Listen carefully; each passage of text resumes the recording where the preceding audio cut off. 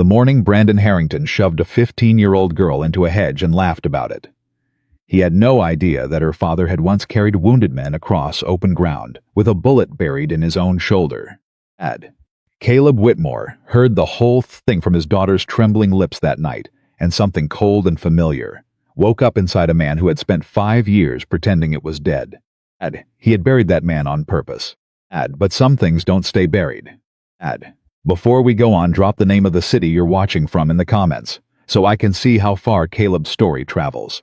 And if you believe a quiet man still deserves respect, subscribe, hit that follow button, and stay with me all the way to the end. Because what happens next changed 2 families forever.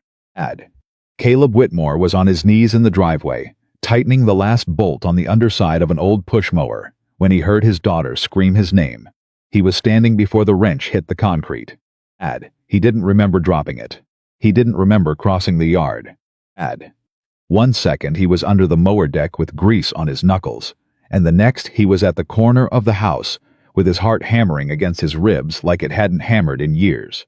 That instinct never really left a man. You could bury it. You could smother it under 5 years of quiet mornings and school lunches and porch coffee. But the second your kid screamed, it came back like it had never gone anywhere. Dad. Lily came around the hedge, half running, half stumbling, one strap of her backpack sliding off her shoulder, her knee scraped raw and bleeding through a thin line of torn denim. Her face was wet. Not crying the way a scared little girl cries. Crying the way a 15-year-old cries when she is furious and humiliated and doesn't know which feeling is winning. Caleb caught her by both shoulders. He kept his voice level. He had learned a long time ago that a father's panic feeds a child's panic, and that the calmest man in any crisis was usually the one who kept everyone else alive. Hey, look at me. Are you hurt? I'm fine, she said, which was a lie, because she was bleeding. You're not fine. Your knee's cut. What happened? She wiped her face with the back of her hand and smeared dirt across her cheek. It's nothing. I fell. Lily. Just her name. The way he said it. She knew that tone.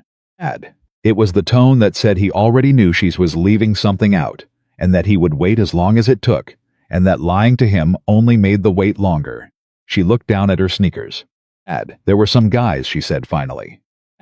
On the sidewalk. By the new house. The big one. Caleb went very still. They wouldn't let me by, she said. They were just standing there. Blocking the whole sidewalk. And I said, excuse me. And they laughed. And one of them. The older one. The one who's always got that camera on a stick. The Harrington kid. I guess. Brandon. Everybody calls him Brandon, she swallowed. He said people like me should learn who runs this neighborhood. And when I tried to walk around, he stuck his arm out, and I tripped, her voice cracked. And they were laughing, Dad. They filmed it. They filmed me falling, and they were laughing. For a long moment Caleb didn't say anything at all. He had heard men describe the feeling as a red curtain coming down. For him it had never been red. For him it was the opposite. It was a kind of terrible clarity. A cold blue calm. The world going quiet and slow and sharp-edged, every detail suddenly in focus. It was the feeling he used to get right before everything went sideways downrange. It was the feeling that had kept him and his men alive more times than he could count. He hadn't felt it in 5 years. He crouched down so he was eye level with her. He took a slow breath and let it out through his nose, the way he'd taught 100 young men to do when their hands were shaking, and the stakes were too high for shaking hands. Okay, he said quietly. First thing, you did nothing wrong. You hear me? Nothing. You said excuse me. You tried to go around. That's exactly what you're supposed to do. They filmed it, Dad. I heard you. Everybody's gonna see it. Let them. He reached out and gently turned her chin so she was looking at him again. You know what people are going to see. They're going to see 3 grown men blocking a sidewalk to scare a kid. That doesn't make you look small, sweetheart. That makes them look small. Small men do small things. Remember that. She sniffed. You always say that. because it's always true. He stood, and his knees popped, and for a second he felt every one of his 48 years. Go on inside. Clean that knee up, there's the good bandages in the cabinet under the sink, not the cheap ones. I'll be in a minute. Where are you going? To fix the mower, he said. I left a wrench in the driveway. She didn't believe him. He could see it on her face. She was too smart to believe him because she was his daughter, and she'd inherited the part of him that could read a lie off a face at 10 feet. Dad, don't do anything. I'm just going to talk to him. Dad, I'm going to talk to him, Lily. He put his hand on the top of her head the way he had since she was 4. That's it. Now go clean up. She went. She looked back twice. He gave her the calm smile both times, the one he'd perfected, the one that hid everything behind it. And when the screen door finally banged shut behind her, the smile came off his face like a mask. Caleb Whitmore stood alone in his front yard, and he let himself feel it just for a second, just long enough to know it was still in there. Then he folded it back up, tucked it away where it belonged, and walked next door. For most of the last 5 years, the man who lived quietly on Willow Bend Road had done everything in his power to make people forget who he used to be. That was on purpose. His neighbors knew him as Caleb, the widower with the old blue pickup, and the daughter who made honor roll. They knew he worked from home doing something with computers and consulting, something boring, something with spreadsheets. They knew he waved when he passed and helped Mrs. Delgado carry her groceries in, and once spent an entire Saturday rebuilding the Petersons' collapsed back fence and refused to take a dime for it. They knew he was polite and tired-looking, and drank his coffee black on the porch every morning before the sun was all the way up. What they did not know, what he had gone to considerable trouble to make sure they did not know, was that before the porch coffee and the honor roll and the boring spreadsheets, Caleb Whitmore had spent 19 years in the United States Navy. That for 11 of those years he had been a SEAL. That for the last 4 he had commanded a team. That there were men alive today who had children and mortgages and Sunday dinners because a younger version of the tired man with the blue pickup had made the right call in a bad place with no time to make it. He didn't talk about any of that. Not to his neighbors, not to Lily's teachers, not to the other dads at the gas station who wanted to swap stories. When people asked what he did before the consulting work, he said government stuff. Real boring. And he smiled the calm smile, and they moved on, and he was grateful. Because here was the truth about all of it, the truth he'd carried home like a stone in his chest. The past cost him his wife. Not directly. Not the way you'd think. But the deployments. The silences. The nights she sat up alone not knowing if he was alive. The years of him being somewhere she couldn't follow it had worn her down long before the illness that finally took her. And when she was gone and it was just him and a grieving 13-year-old girl, Caleb had made a promise standing over a fresh grave. He'd promised that whatever he did next it would be quiet. That he would be there. Present. Boring. That his daughter would never sit up alone at night wondering where her father was. So he built a life out of stillness. He turned down the contracts that would have taken him away. He took the ones he could do from a laptop at the kitchen table. He learned to fix fences and small engines and leaky faucets. He learned to braid hair off a YouTube video, badly and then better. He learned that the hardest thing a warrior can do is put the war down and pick up an ordinary life, and that doing it for someone you love is the only thing that makes it possible. For 5 years it had worked, and then the Harringtons moved in next door, and the ground began to shift under his quiet little world, one small provocation at a time. The Harrington estate didn't belong on Willow Bend Road, and everyone knew it. Victor Harrington had bought the old Caldwell property, torn down the modest house that had stood there for 40 years, and put up something that looked less like a home and more like a statement. Iron gate. Circular drive. Cameras mounted at every corner, red lights blinking in the dark. 3 luxury cars that were washed by hand every weekend by a service that showed up in a van. And behind the house, visible over the fence, a full private training setup, mats, bag, a rack of weights that could have outfitted a small gym. That last part belonged to the son. Brandon Harrington was 20 years old, and by his own frequent telling, the future of the sport. He competed in mixed martial arts on the regional circuit, had a modest following online, and carried himself like a man who had already won everything he was ever going to be asked to win. He wore his fight gear to the mailbox. He shadowboxed in the driveway with a camera pointed at himself. He had a way of standing in a space that announced he believed the space belonged to him. Caleb had figured Brandon out inside of a week, and it hadn't taken any special training to do it. He'd commanded young men his whole career. He knew the type.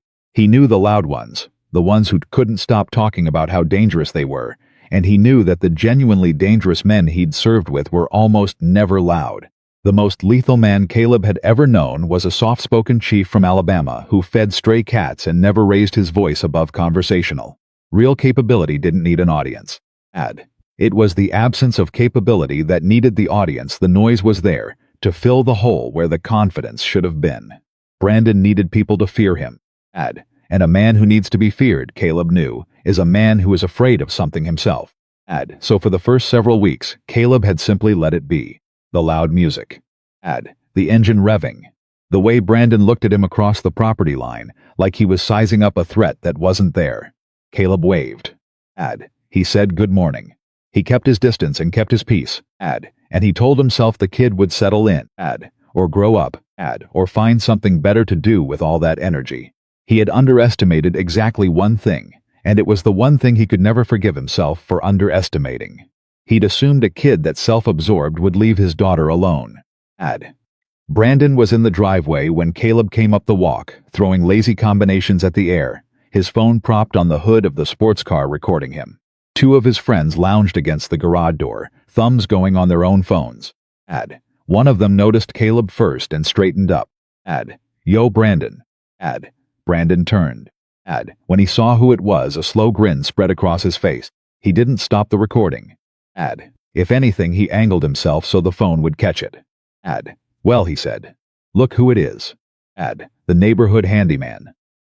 Caleb stopped at the edge of the property, hands loose at his sides. He did not step onto the Harrington driveway. That mattered to him.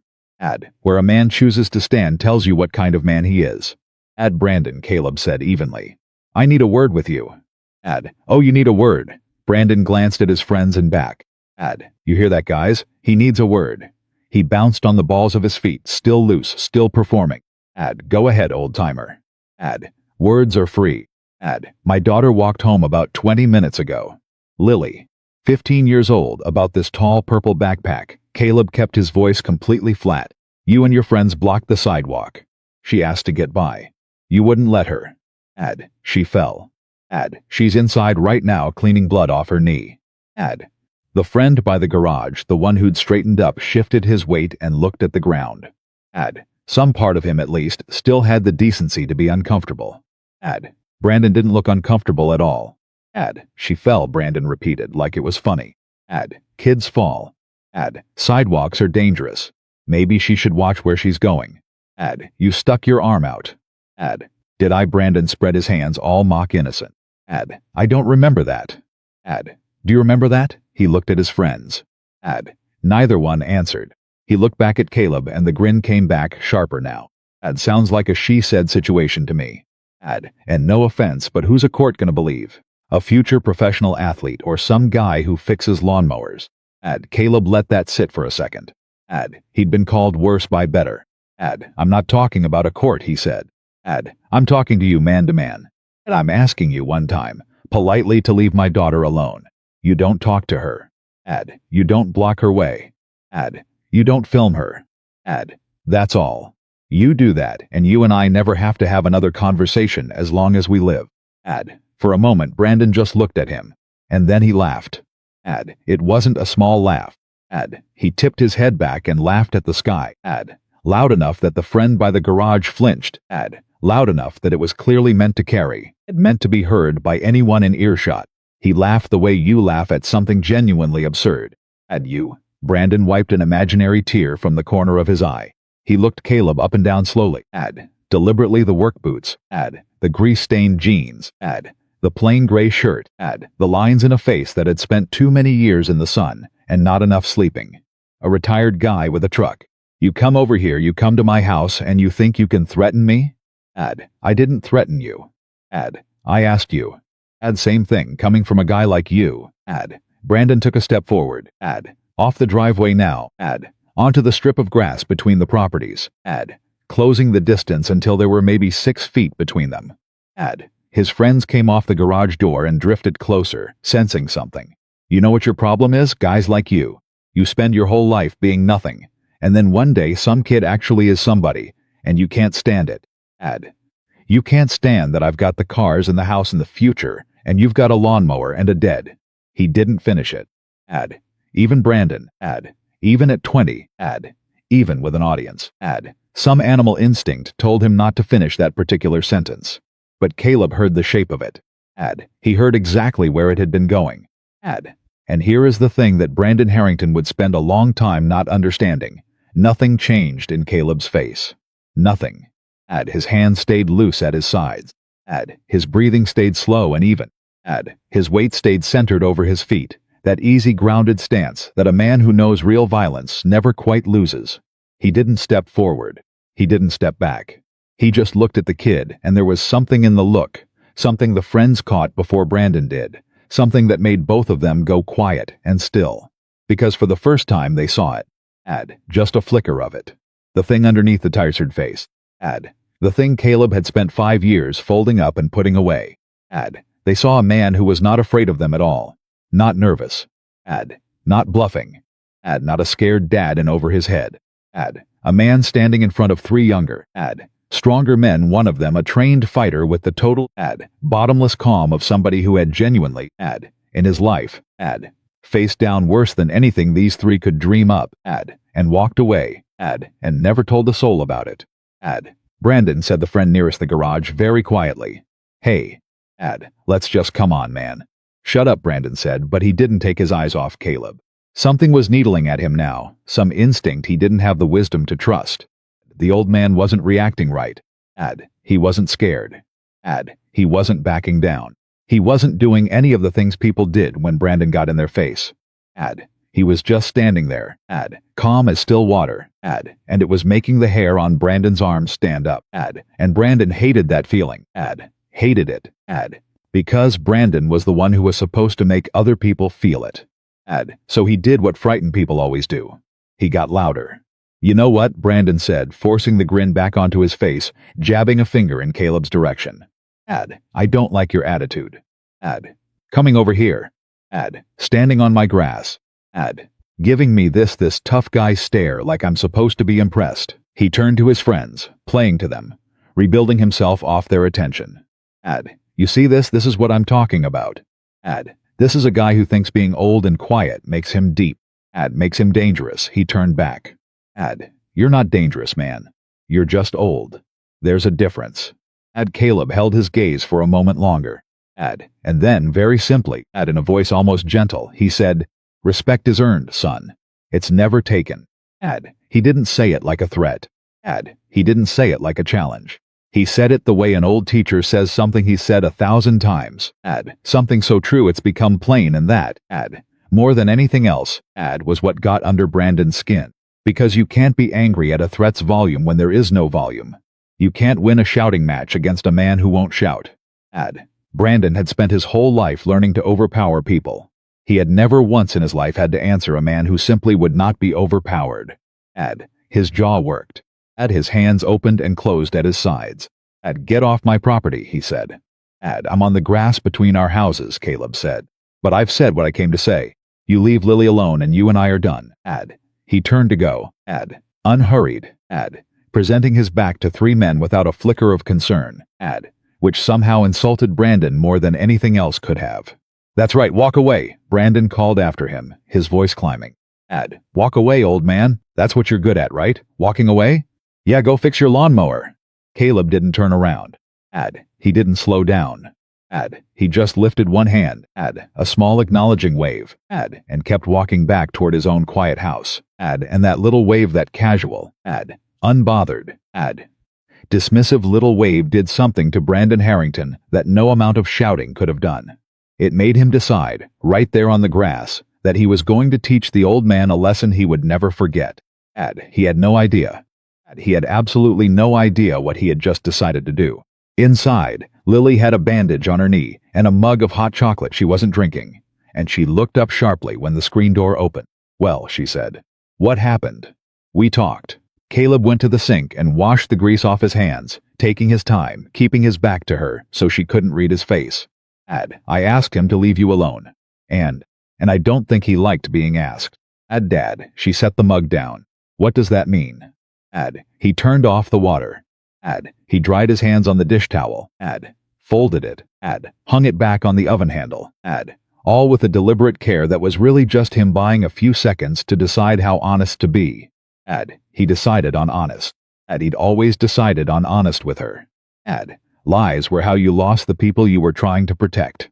He'd learned that the hard way, in the years when he'd told his wife everything's fine, and it's not that bad and I'll be home soon, and watched the distance grow between them every time. It means he's a kid who's never been told no, Caleb said, leaning against the counter. And kids like that, when you tell them no, sometimes they hear it as a dare. So he might make some noise for a while. He might try to get under my skin, or under yours. And I need you to promise me something. What? If he says anything to you, anything at all, you don't answer him. You don't argue, you don't explain yourself, you don't cry in front of him. You just come home and you tell me. That's it. You let me carry it. That's my job, not yours. Can you do that? She studied him for a long moment with those eyes that were far too sharp for 15. The eyes that had seen her mother die and had done a lot of growing up in a hurry. You're not going to fight him, are you? She said. It wasn't quite a question. That's what he does, Dad. He fights people. He's like actually trained. And she stopped. I'm what? You're my dad. You fix stuff. You do spreadsheets. Her voice wobbled. I already lost Mom. I can't. She looked down at the untouched hot chocolate. I can't have you getting hurt being some tough guy for me. Okay, just let it go. Please. If he wants to think he owns the sidewalk, let him. I'll walk the other way. I'll go the long way around the block. I don't care. And there it was. There was the whole reason Caleb Whitmore had spent 5 years pretending to be somebody smaller than he was. Because his daughter was standing in the kitchen, offering to change the route she walked home from school, offering to make herself smaller, quieter, less visible in her own neighborhood, so that her father wouldn't have to be brave.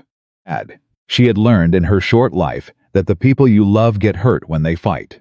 She'd learned it from her mother's illness and from 100 quiet nights, and she was trying to protect him from her problem, and it broke something in his chest to see it. He crossed the kitchen and crouched down in front of her chair, so he was looking up at her instead of down, and he took both her hands in his rough ones. Lily. Look at me. He waited until she did. You are not going to walk the long way home. Do you understand me? You are not going to make yourself small so that a bully can feel big. That's not how this works. That's not how we work. His voice was very quiet and very steady. You don't have to be brave. That's the whole point of having a dad. I'll be brave. You just get to be 15. A tear slid down her cheek and she wiped it angrily away. But what if he hurts you? Caleb thought about how to answer that. He thought about the truth, the whole truth, the truth she'd never been told, the truth about the man her father had been, before she was old enough to remember. He thought about the missions and the men and the medals in a box in the closet she'd never opened. He thought about how simple it would be to just tell her, to say, sweetheart, I promise you, that boy could not hurt me if he trained for the next 10 years, and to watch the fear go out of her eyes. And he thought about the promise he'd made over a grave. Quiet. Present. Boring. Safe. He'd built this whole life so she would never have to know that side of him existed. She'd already lost one parent to the parts of life that hurt. He didn't want her to spend the next 3 years of high school knowing her father had killed men in the dark on the other side of the world. He wanted her to keep believing, for as long as she possibly could, that her dad was just a dad. So he didn't tell her. Not yet. He's not going to hurt me.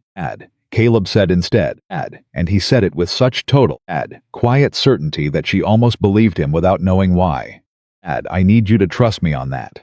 I know it doesn't make sense. I know I fix spreadsheets and lawnmowers and I look tired all the time. A small smile. But I'm asking you to trust me the way you've always trusted me. Nobody is going to hurt me. And nobody is going to hurt you. Not while I'm breathing. That's not a maybe, Lily. That's the one thing in this whole world I am absolutely certain of. She looked at him for a long moment. And then she did the thing she used to do when she was small and scared of thunderstorms. She leaned forward and put her forehead against his, and closed her eyes, and just breathed. And Caleb held still and let her held the whole weight of her fear the way he'd promised to. And over the top of her head his eyes drifted to the window, to the big house next door, where he could just make out Brandon Harrington in the driveway, back at his phone, back at his shadowboxing, performing for an audience that only existed on a screen. Small men do small things, Caleb thought. He'd meant every word he'd said to Lily. He wasn't going to go looking for a fight. He'd spent his whole adult life learning that the men who went looking for fights were the men who got themselves and everyone around them killed. The strongest thing a strong man could do was hold his peace. He knew that better than almost anyone alive. He would give the kid every chance in the world to walk it back, to grow up, to leave a 15-year-old girl alone and move on with his loud, empty life. But he also knew something else, something he'd learned in places he'd never described to his daughter. He knew the difference between a storm that passes and a storm that builds. And watching Brandon out that window, the coiled resentment in the way the kid moved now, the way he kept glancing toward Caleb's house between combinations, the wounded animal need to prove something Caleb Whitmore understood, with the same cold clarity that had once kept his team alive, that this one was going to build. The kid wasn't going to let it go. His pride wouldn't let him. He'd been embarrassed on his own grass, in front of his friends, by a man he decided was beneath him, and a man like Brandon couldn't survive that. He'd have to answer it. He'd have to escalate.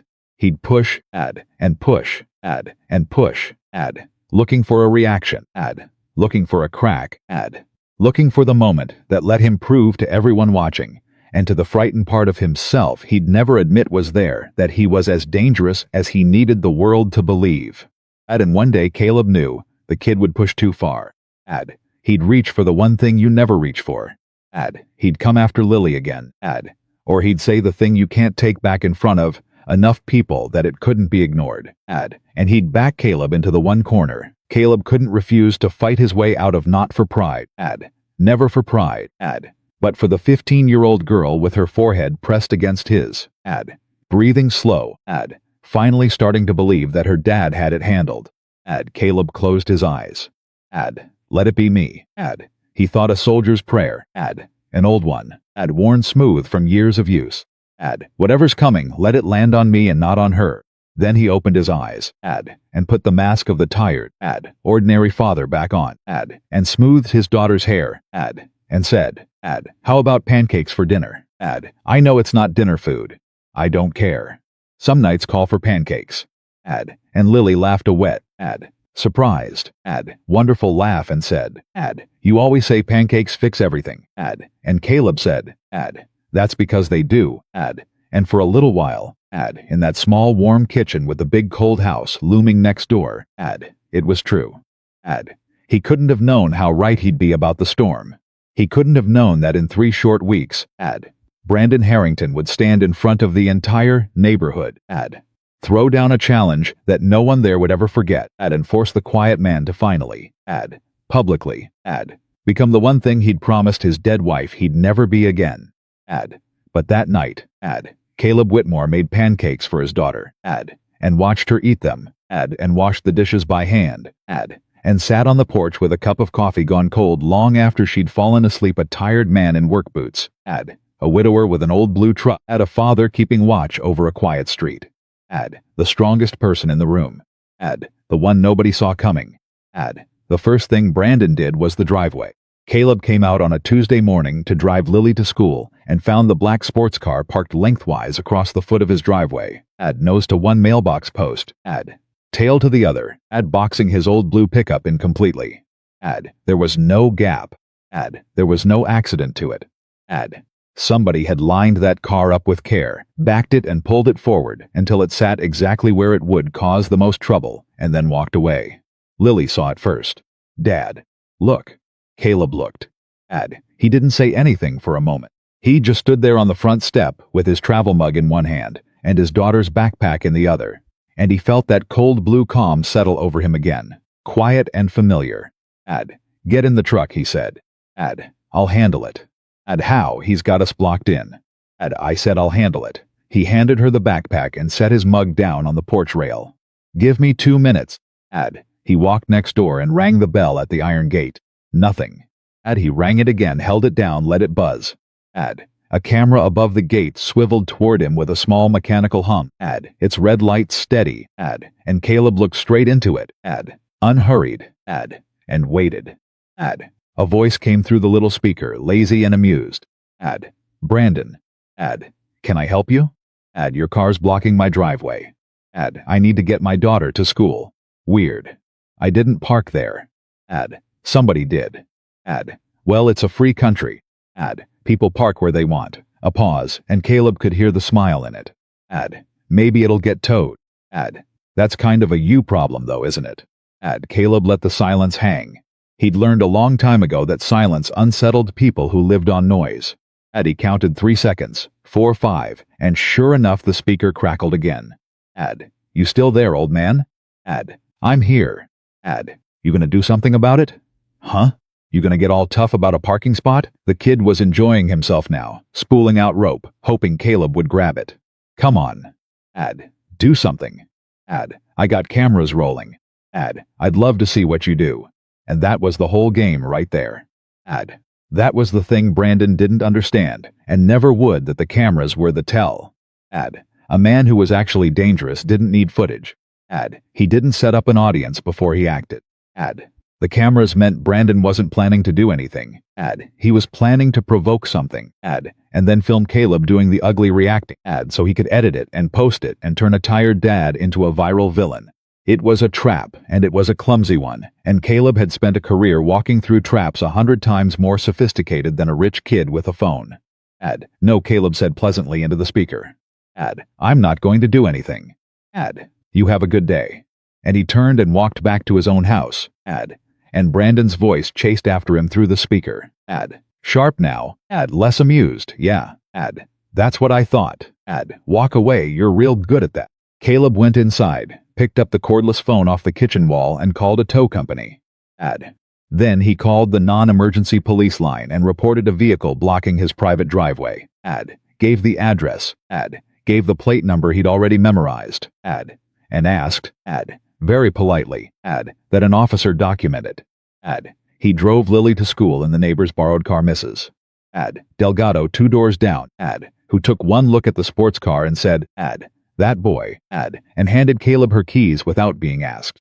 And by the time he got back, there was a tow truck in front of his house, a police cruiser behind it, and Brandon Harrington on the sidewalk in a bathrobe, red-faced, shouting at everyone. That's my car. You can't tow my car. Do you know who my father is? The officer, a heavy-set man in his 50s who looked like he had heard that particular question 1,000 times, did not appear to care who Brandon's father was. He was writing in his notebook, Sir, the vehicle's blocking a private drive. That's a violation. The homeowner requested a tow. It's a civil matter, but the tow's legal. He set me up. Nobody set you up, son. You parked across a man's driveway. The officer clicked his pen. You want the ticket, or you want to keep yelling? Because one of those I can help you with. Caleb didn't gloat. He didn't even watch, really. He got out of the borrowed car, thanked Mrs. Delgado, walked past the whole scene without slowing down, and lifted one hand in that same small wave he'd given the first day, not to taunt, just to acknowledge, and went inside and shut the door. He'd made his point without saying a single word, and he'd made it in the language of paperwork and phone calls, and a system that didn't care about a rich man's name, and that was so much worse for Brandon than any shouting match could ever have been. Because Brandon knew how to win a shouting match, he had no idea how to win against a man who simply refused to give him anything to shout about. That night the music started. It came through the walls around 11. Bass so heavy Caleb could feel it in the floorboards. And it went on and on. And every few minutes it seemed to climb a little higher. Caleb lay in bed and listened to it and understood it for exactly what it was. The kid had lost the daytime round in front of the neighbors and the police. And now he was trying to win it back the only way he knew how, by making Caleb's life small and miserable, and by being an inescapable irritant, and by pushing until the old man finally broke and came pounding on the door in a rage that could be filmed. Caleb got up. He didn't go next door. He went down the hall and cracked Lily's door, and she was sitting up in bed with her earbuds in and her homework in her lap, and she pulled one earbud out when she saw him. I can hear it through these, she said. Is he ever gonna stop? Not tonight, probably. Caleb leaned against the doorframe. You want to come sleep in the living room? I'll take the couch, you take my room, it's on the far side of the house. Queeter. It's fine. She looked at him carefully. You're not gonna go over there. No. Why not? Legally you totally could. It's like a noise thing. You could call the cops again. I could. Caleb crossed his arm. But here's the thing about a kid like Brandon. Every time he gets a reaction, he wins a little. Doesn't matter if it's me or the cops or the tow truck, as long as he made something happen, as long as he stirred the pot and got everybody upset, that's a win for him. That's the only kind of win he knows how to get. He nodded toward the wall where the bass was thumping. So the strongest thing I can do right now is nothing. Let him play it as loud as he wants. Let him wear himself out proving he can't get to me. Sooner or later he'll figure out he's the only one losing sleep. Lily considered this. That's kind of genius, actually. And also kind of insane. He's gonna keep going. Probably. For a while. And it's not gonna bother you. It bothers me plenty, Caleb smiled. I'm just not gonna let him see that it bothers me. That's a different thing. Feeling something and showing it aren't the same, kiddo. A man can be furious on the inside and calm as a lake on the outside. Takes practice, but you can learn it. Did somebody teach you that? The question landed closer to the truth than she knew. Somebody had taught him that. A lot of somebodies, over a lot of years, in a lot of situations where showing what you felt got people killed. But he only said life teaches you. Now put your homework away, it's late. And leave the earbuds in. I'll deal with the noise. He didn't deal with it by going next door. He dealt with it by sitting up in the living room in the dark until nearly 2 in the morning. When the music finally, abruptly stopped because Brandon had gotten bored, or tired, or because nobody had come pounding on his gate to give him the fight he wanted, and there is nothing more deflating to a person like that than throwing a punch at empty air. Caleb heard the silence fall and allowed himself a small grim satisfaction. Round 2. Same result. But he wasn't naive about it. He knew that every round he won this way quietly, without giving Brandon anything, was a round that made Brandon angrier and more desperate. He was denying the kid the reaction, yes, but a starving animal doesn't give up and walk away. A starving animal gets more dangerous, and Caleb understood that he was in a sense cornering Brandon without laying a hand on him, backing him into a place where the only way left to save his pride was to escalate past anything he'd tried so far. He was right. Over the next 2 weeks it got worse in every small way it could. Brandon revved the sports car in the driveway at 6 in the morning, right under Lily's window, until Caleb moved her to the guest room on the other side of the house. Brandon accidentally backed a garbage can into the side of the blue pickup and left a long, ugly scrape down the door, and when Caleb came out to look at it, Brandon was standing on his own porch, arms crossed, grinning, daring Caleb to say something. Caleb photographed the damage, wrote down the date, and said nothing. Brandon started narrating Caleb's life for his followers. Caleb would come out to get the mail, and there'd be Brandon on the sidewalk with the phone, saying, and here he is, folks, the neighborhood tough guy, going to check his mail, real dangerous stuff, and Caleb would collect his mail and go back inside without a flicker, and the videos would go up with captions like "Scared old man refuses to face me" and rack up a few thousand views from people who had no idea what they were looking at.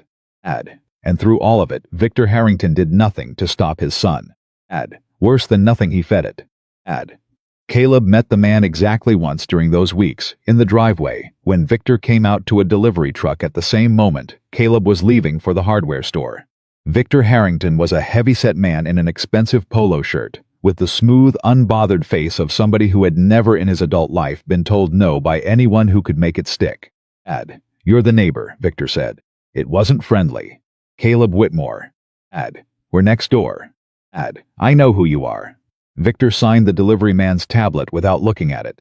I hear you've been having some trouble with my son. I've been asking your son to leave my daughter alone. Caleb kept it flat factual. He blocked her on the sidewalk. She got hurt. That's all I want, for him to leave her be. Victor made a small dismissive sound in his throat. Kids. They rib each other. Brandon's got a competitive spirit. It's what makes him a winner. He finally looked at Caleb. Up and down. The exact same appraising once over his son had given. And Caleb understood in that instant precisely where Brandon had learned it. Confidence is what separates winners from losers, Mr. Whitmore. My son's got it. Some people can't handle being around it. That's not his problem. There's a difference between confidence and cruelty, Caleb said. Your son blocked a 15-year-old girl and filmed her falling down. That's not competitive spirit. That's just mean. Victor's smile thinned.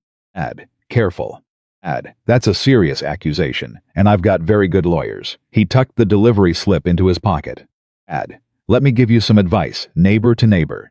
Whatever it is you think you were before you moved here, whatever made you think you get to walk over to my house and lecture my son, you're nobody now. You're a guy who scrapes by consulting from his kitchen table. I've made and unmade bigger men than you before breakfast. So do yourself a favor.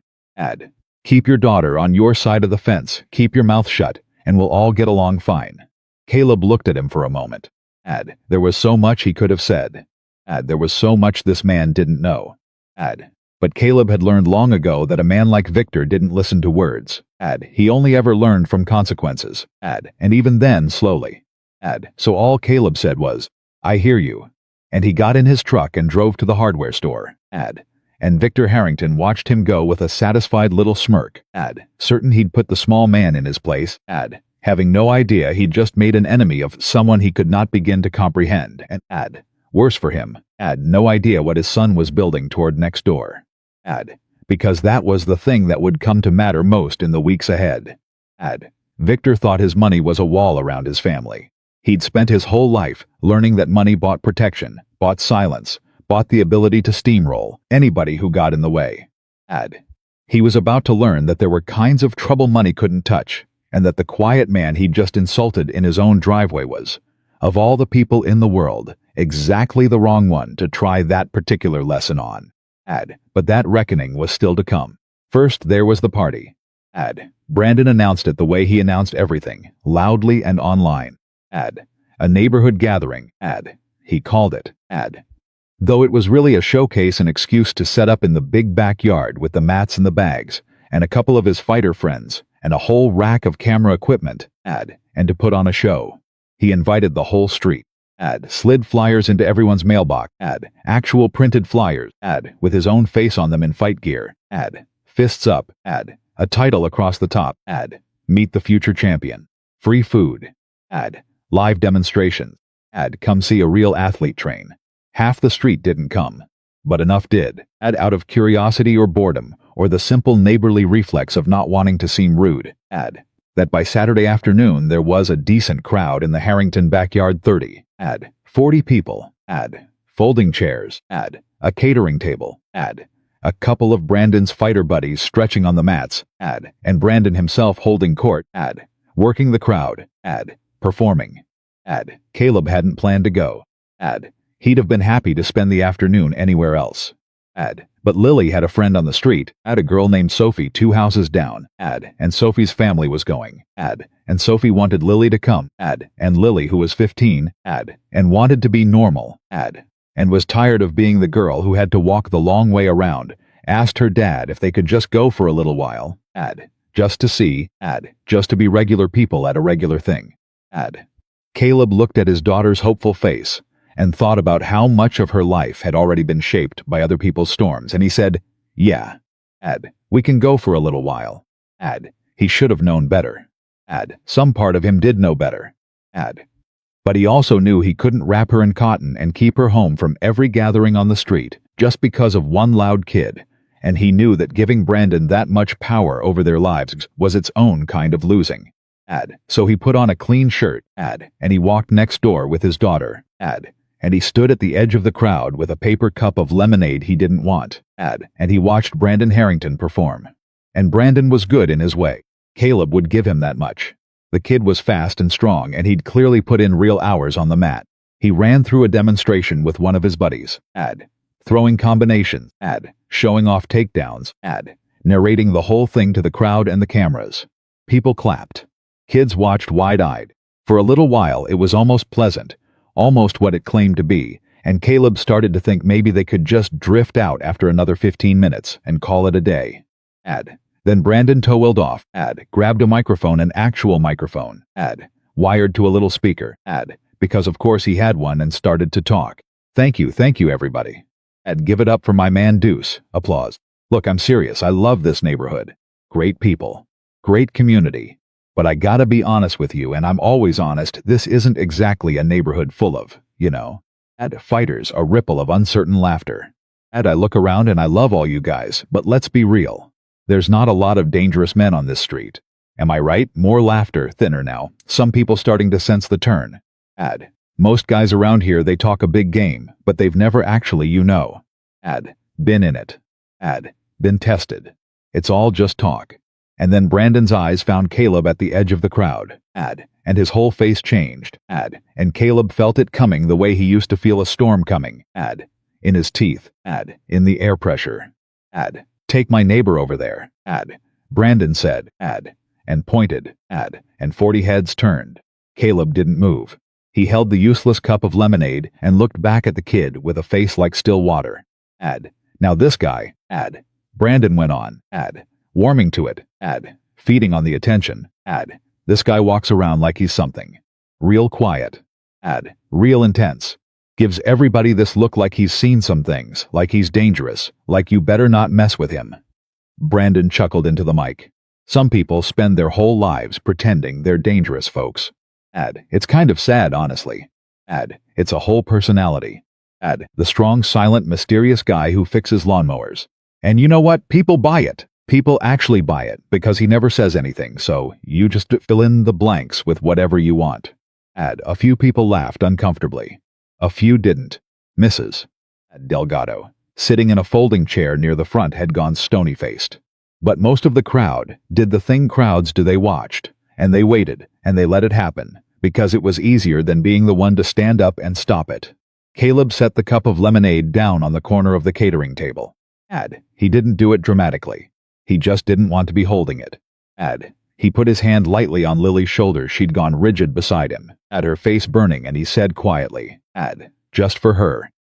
It's okay. Words are free. Remember? Dad, let's just go, she whispered. In a minute. Please. Let's just... But Brandon wasn't done. Brandon had an audience and a microphone and a wound in his pride that 3 weeks of losing had rubbed raw. And he could feel the crowd's attention on him. And it was the only thing in the world that ever made him feel real. And he couldn't stop. You want to know the truth? Brandon said. I bet he tells his kid all kinds of stories. Right? I bet that's the whole thing. I bet his daughter over there thinks her dad's some kind of hero. And Caleb Whitmore stood up straight. He hadn't been slouching. But there was a way he'd been standing loose, easy, folded down into himself, taking up as little room as possible, the posture he'd worn for 5 years. And when Brandon said the word daughter, when the kid dragged Lily into it, in front of 40 people, with a microphone, Caleb came out of that posture like a door opening, and everyone near him felt it, even if they couldn't have said what changed. His shoulders came back. His chin came up. The tiredness went out of his face all at once, and what was left underneath was something none of them had ever seen, something that made the two people closest to him take an involuntary step back. He didn't say anything. He didn't have to.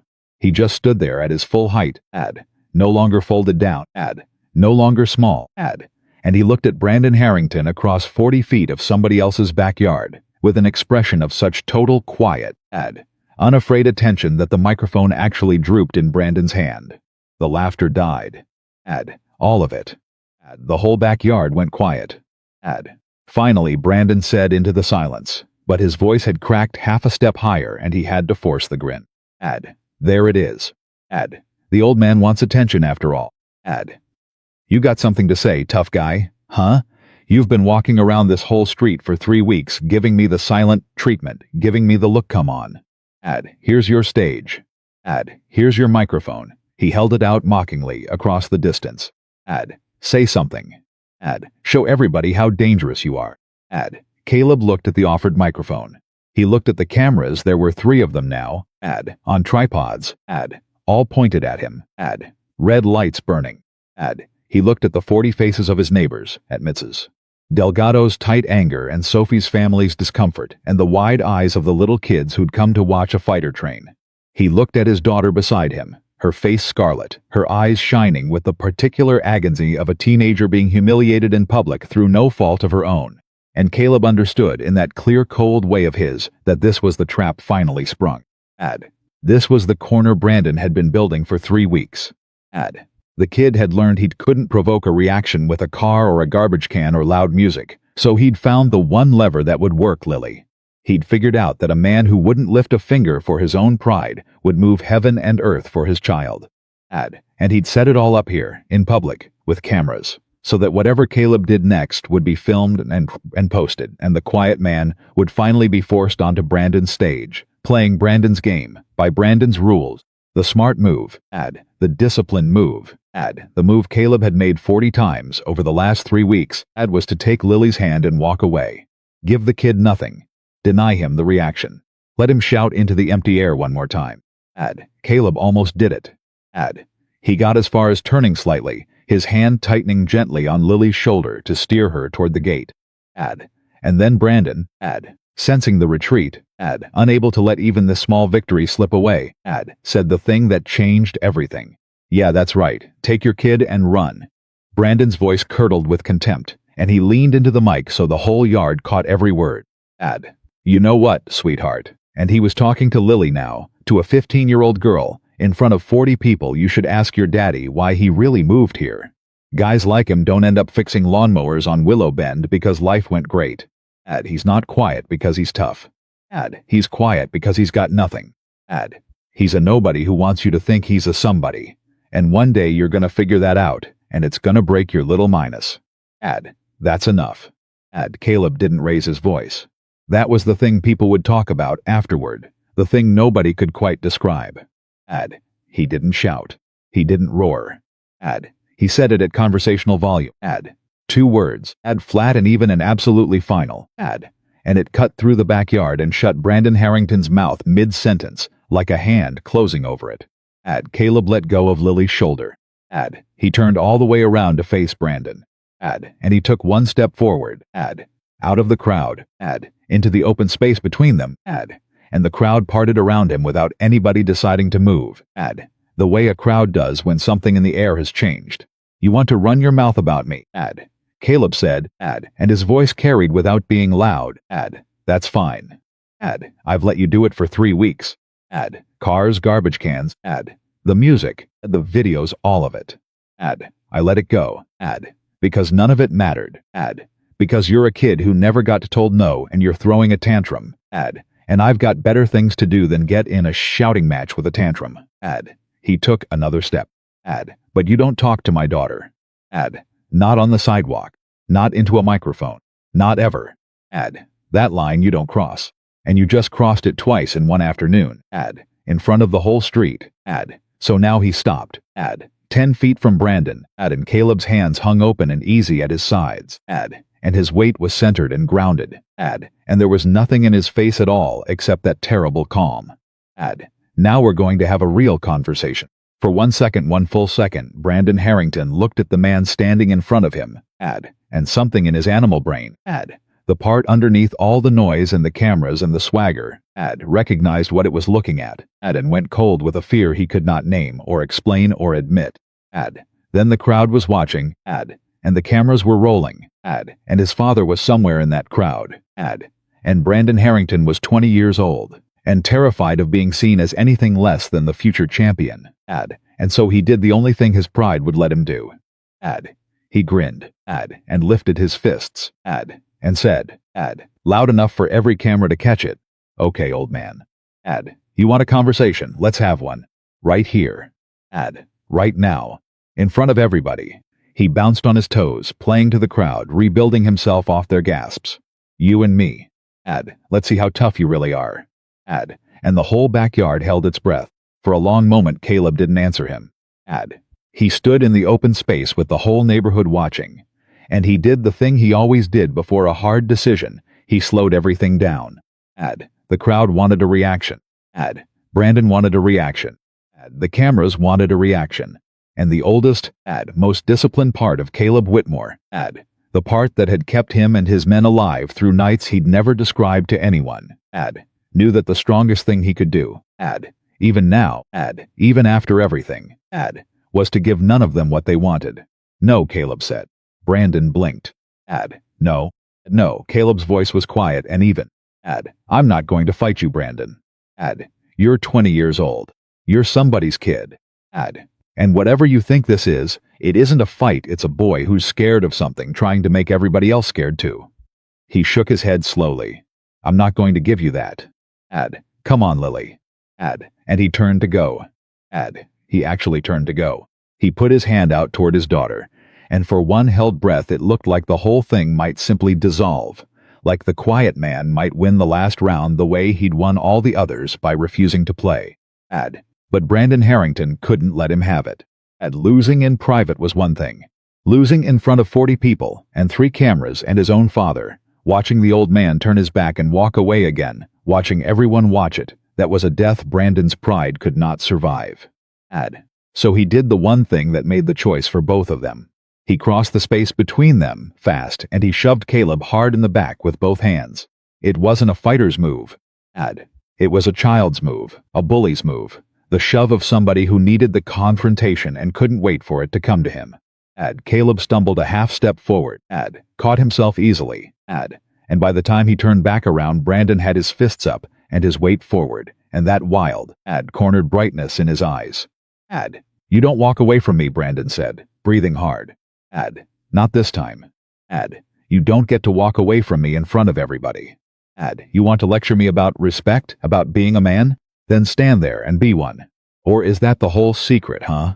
Is that why you're always walking away? Because there's nothing behind the tough guy act. Because if anybody ever actually called your bluff, they'd find out you're exactly what my dad says, you are nothing. The crowd had gone completely silent. Somebody's folding chair scraped the patio. A child started to cry and was hushed. And Caleb stood there with the imprint of Brandon's hands still burning between his shoulder blades, and he looked at the 15-year-old girl at the edge of the crowd with her hands pressed over her mouth, and he understood that the choice had been taken away from him. Because here was the thing Lily didn't know, the thing none of them knew. Caleb could walk away from an insult. He'd walked away from 100 of them. But he could not walk away from this, not because of his pride, which he'd have swallowed, but because of what walking away now would teach his daughter. If he took Lily's hand and left, if he let Brandon shove him in the back in front of the whole street and did nothing, then every word Brandon had said would be proven true in Lily's eyes. She would spend the rest of her life believing that her father's quiet was hollow. That strength was something you performed, and that the loud, cruel people want, and that the good thing to do when someone hurt you was to shrink and disappear. He'd spent 3 weeks teaching her the opposite. He'd told her you don't make yourself small so a bully can feel big. And now the bully had put his hands on him, and if Caleb walked away, the lesson would curdle into its opposite in front of her eyes. There are moments a man doesn't get to choose. He only gets to choose who he is inside them. Caleb turned back to face Brandon, and when he spoke, it wasn't to the kid. It was to Lily across the crowd without taking his eyes off Brandon. Sweetheart, he said, calm as still water. Whatever happens in the next couple minutes, I need you to watch. Not to be scared. Just to watch. Because I'm about to show you something I should have shown you a while ago. Dad, it's okay. I promise you. It's okay. And then to Brandon, in a completely different voice, flat, level, without a trace of anger, all right. You put your hands on me in front of my daughter. So here's how this is going to go. I'm not going to hurt you. I want you to understand that up front. Whatever you do in the next minute, I am not going to hurt you. But I'm going to show everybody here, including you, the exact difference between a man who trains to win trophies and a man who trained for something else. And when it's over, you're going to leave my daughter alone for good. Do you understand me? Big talk, Brandon spat, but his hands had tightened. Big talk from a mind. He didn't finish. He threw the first punch instead. And it was a good punch. That was what the crowd never expected, and what made what followed so much stranger. Brandon wasn't nothing. He was fast. And he was strong. And he'd put in real years on the mat. And the straight right hand he fired at Caleb's jaw was the kind of punch that would have ended most confrontations on Willow Bend Road in a single second. It didn't land. Nobody in the crowd could quite say how it didn't land. One moment Brandon's fist was rocketing toward the old man's face, and the next moment Caleb's head simply wasn't where the fist was going. He hadn't seemed to move fast. That was the eerie part. There was no flinch, no desperate duck, no scramble. He just shifted a small, economical turn of the head and the shoulder. 6 inches. No more, and Brandon's best punch sailed past his ear into empty air. And Caleb was already inside it. Already too close. And the kid's momentum carried him a half step forward into a space he hadn't meant to enter. Caleb didn't hit him. He could have. Every fighter watching, and there were 2 of Brandon's buddies in that crowd who knew exactly what they were looking at, understood that in that instant, with Brandon overextended and off balance and wide open, Caleb had a clean shot at 3 or 4 places on the kid's body that would have put him on the ground and kept him there. He took none of them. Instead, he put one open hand flat against Brandon's shoulder and simply guided him past, redirecting the kid's own momentum, and Brandon stumbled through the empty space where he'd expected to find a target and had to catch himself on his own feet to keep from falling. The crowd made a sound. Not a cheer. Something lower and more surprised than that. A collective intake of breath. Brandon spun around, his face flushing red. Stand still. Why would I do that? Caleb said mildly.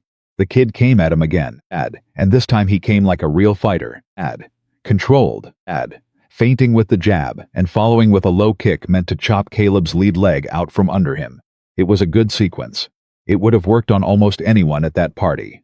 And Caleb read it the way you read a sentence in a language you've spoken your whole life. The jab was a lie. The kick was the truth. And before the kick even started, he'd already changed his stance to take the shin harmlessly, on the meat of his thigh, and stepped in tight where kicks don't work.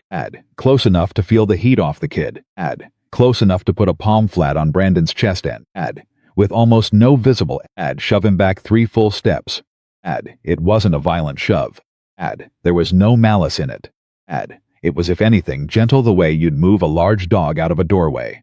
And that was what made it so devastating, because it wasn't the shove of a man trying to hurt someone. It was the shove of a man who was managing someone, the way an adult manages a furious child, without effort, without concern, without even much interest. Brandon. Caleb's voice hadn't changed at all. He wasn't breathing hard. He'd barely moved his feet. You're telegraphing everything. Your eyes go to where you're about to strike, half a second before you strike there. Your weight shifts to your back foot before you throw the right hand. You drop your left hand every time you kick. He said it not as a taunt but as a coach, plainly. Almost kindly. And that was somehow worse than any insult. Whoever's training you should have fixed those a year ago. You've got tools, but nobody ever taught you how to actually use them, because nobody ever taught you the part that matters. Shut up. Brandon screamed. And now the performance was gone. Now the swagger was gone. Now there was just a scared 20-year-old whose entire understanding of himself was coming apart in front of the only audience he'd ever cared about. He came in wild. All technique abandoned. Throwing punches in a blind, furious flurry. The way a man throws punches when he's stopped trying to win and started trying to simply land something. Anything. One clean shot. One moment of contact that would prove he wasn't what this was making him look like. Caleb didn't let a single one land. He gave ground, not fleeing. But flowing. A step back here. A slip there. A small pivot.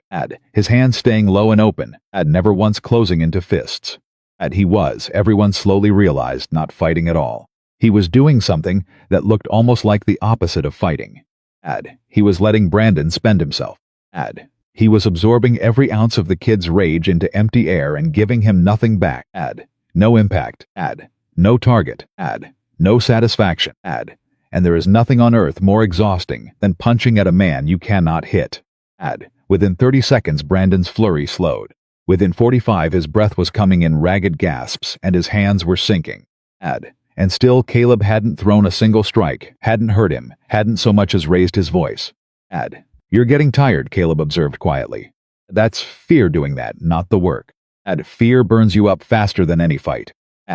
You're not tired because you're fighting hard. You're tired because you're terrified, and you don't know why, and it's eating all your air. I'm not scared of you. Brandon panted. But the words came out broken. And his eyes were wet now. And everyone could see it. You are, Caleb said gently. You've been scared this whole time. Not of me. Of them. He tipped his head very slightly toward the crowd without looking away from Brandon. Of what happens if they ever find out you're not what you tell them you are. That's what all of this has been about, son. The cars, the cameras, the noise. You're not trying to make anybody scared of you. You're trying to keep anybody from finding out you're scared of them. Something broke in Brandon's face. For one raw second the mask slipped completely, and what was underneath was so nakedly, painfully young a boy who had been handed everything except the one thing he needed. A boy whose father had taught him that confidence meant contempt, and that winning meant making other people lose. A boy who had built an entire identity out of noise, because no one had ever shown him what quiet strength even looked like that. A couple of the older women in the crowd actually looked away, because it felt indecent to watch. And then Brandon did the last worst thing. He lunged for a takedown, a desperate, sloppy dive at Caleb's legs. All his remaining weight committed to it. The last card of a boy who had nothing left. What happened next took less than 2 seconds, and afterward none of the 40 people watching could fully agree on the sequence of it. Caleb sprawled, dropped his hips back and down, the way a wrestler defends a shot, so that Brandon's arms closed on air where his legs had been. As the kid crashed into him, Caleb rolled with it, using Brandon's own driving momentum, and turned, and in one smooth, continuous motion that seemed to cost him nothing at all, he took Brandon down to the mat and onto his back, and settled into a position on top of him, controlling him completely. One knee across the kid's chest, one hand pinning a wrist, and the other hand open and flat and hovering an inch above Brandon Harrington's face. He didn't hit him. He just held there, that open palm hovering over the kid's nose, close enough that Brandon could feel the warmth of it. And everyone in that backyard understood with perfect clarity that Caleb Whitmore could have brought that hand down as many times as he wanted, that there was nothing at all Brandon could do to stop him, that the fight, such as it had been, was completely, utterly over. The backyard was dead silent. Even the cameras seemed to hold their breath. Brandon lay pinned on his back, chest heaving, staring up at the open hand hovering over his face, and his eyes were streaming now, tears of exhaustion and terror, and a humiliation so total it had burned all the way down to something underneath humiliation. And Caleb looked down at him, and his voice when he finally spoke was so quiet that people had to lean in to hear it, and there was no triumph in it at all. There was something that sounded, impossibly, like sorrow. Look at me, Caleb said. Brandon. Look at me. Not the crowd. Me. The kid's wet eyes found his. I'm not going to hit you, Caleb said quietly. I was never going to hit you. You understand? This whole time I was never going to hurt you. Because that's the difference. That's the whole thing I've been trying to tell you for 3 weeks. You think strength is the ability to hurt people. It isn't. Strength is having the ability to hurt people and choosing not to. Anybody can throw a punch, son. It takes something a lot harder to hold one back. He lifted the hovering hand away, slowly, and let Brandon see him do it. I've got you dead to rights. Everybody here knows it. And I'm going to let you up anyway. Not because I'm weak. Because I'm not scared of what you think of me. And one day, if you're lucky, you'll understand that's the strongest a man can ever be. And he stood up. He climbed off the kid, unhurried, and stepped back, and offered Brandon his hand to help him up. Brandon didn't take it. He scrambled backward on the mat, away from the offered hand, breathing in great ragged gulps, his face a wreck of tears and dirt, and for a moment it looked like he might launch himself forward one more time out of pure blind shame. But he didn't have it in him. There was nothing left. He got to his feet on his own, swaying, and stood there in the middle of his own backyard, in front of his own cameras, in front of his own father, in front of the whole street. He'd tried so hard to rule a 20-year-old boy stripped of every single thing he'd built his identity on, with no idea who he was without it. And into that silence, a voice from the crowd asked the question everyone was thinking. It was Mr. Peterson, the retired mailman from across the street, an old man himself, who'd watched the whole thing with his mouth slightly open. He said quietly, wonderingly, Caleb, who are you? Caleb didn't answer right away. He walked over to the catering table, picked up a napkin, and to everyone's astonishment carried it back and held it out to Brandon, for the kid's bleeding lip, which he'd split himself in one of his own wild swings. Brandon stared at the napkin. After a long moment, some last reflex of a boy who'd been raised with manners even if he'd forgotten them, he took it. Then Caleb turned to face the crowd, and to face the cameras, and he was quiet for a moment, and everyone could see him deciding something. Deciding whether to keep the thing he'd protected for 5 years, or to finally set it down. He looked for Lily first. She'd come forward out of the crowd, pale, her hands still pressed together, and she was staring at her father like she'd never seen him before. And that look on her face, the confusion, the awe, the dawning understanding that the man she'd been afraid would get hurt had never for one instant been in any danger at all. That look decided it for him. My name is Caleb Whitmore, he said. To all of them, but really to her. Most of you know me as the guy who fixes fences and does some consulting from his kitchen table. That's true. That's who I am now, and it's who I want to be. He paused. But it's not who I was. He rolled his shoulders, and some old weight seemed to settle onto them and lift off them at the same time. For 19 years I served in the United States Navy. For 11 of those years I was a SEAL. And for the last 4 I commanded a team. He let that sit in the silence. I don't tell people that. I've gone out of my way not to tell people that. For 5 years, since I moved here. And I want to be real clear about why, because it's not what any of you are thinking right now, and it's the most important part. He looked at Brandon when he said the next part. I didn't hide it because I was ashamed of it. I hid it because I was proud of it. And because the things I'm proud of are things I never ever want to have to do again. His voice roughened, just slightly, the only crack he showed all afternoon. I've seen what happens when strong men decide that being strong means being feared. I've seen where that road ends. I've carried men off that road who didn't come home.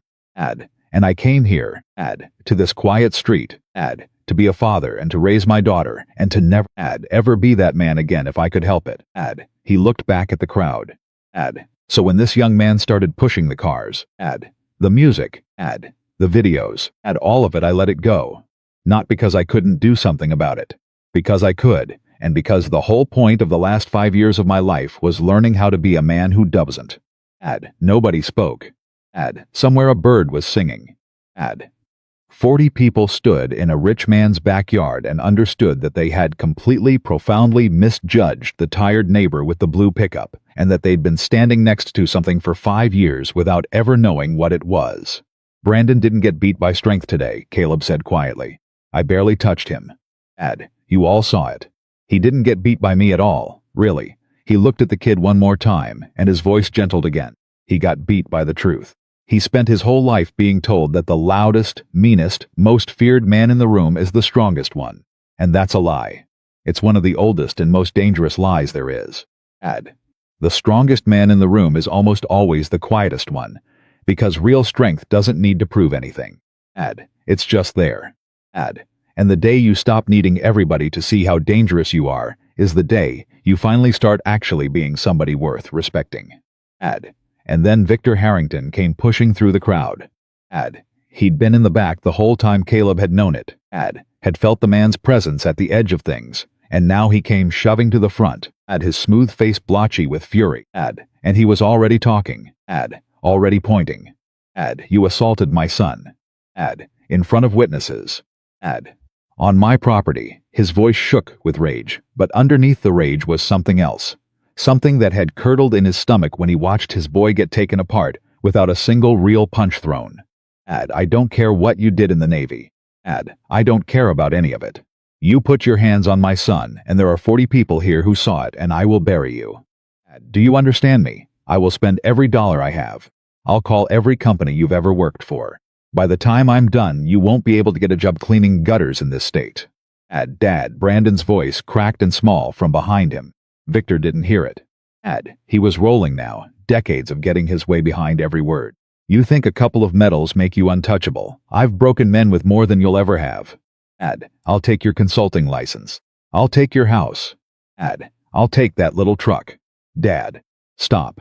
And that stopped him. Not the words, the sound of them. Because Brandon Harrington had never in his life said the word stop to his father in that tone, small and raw and pleading, and something in it cut through even Victor's fury. He turned to look at his son.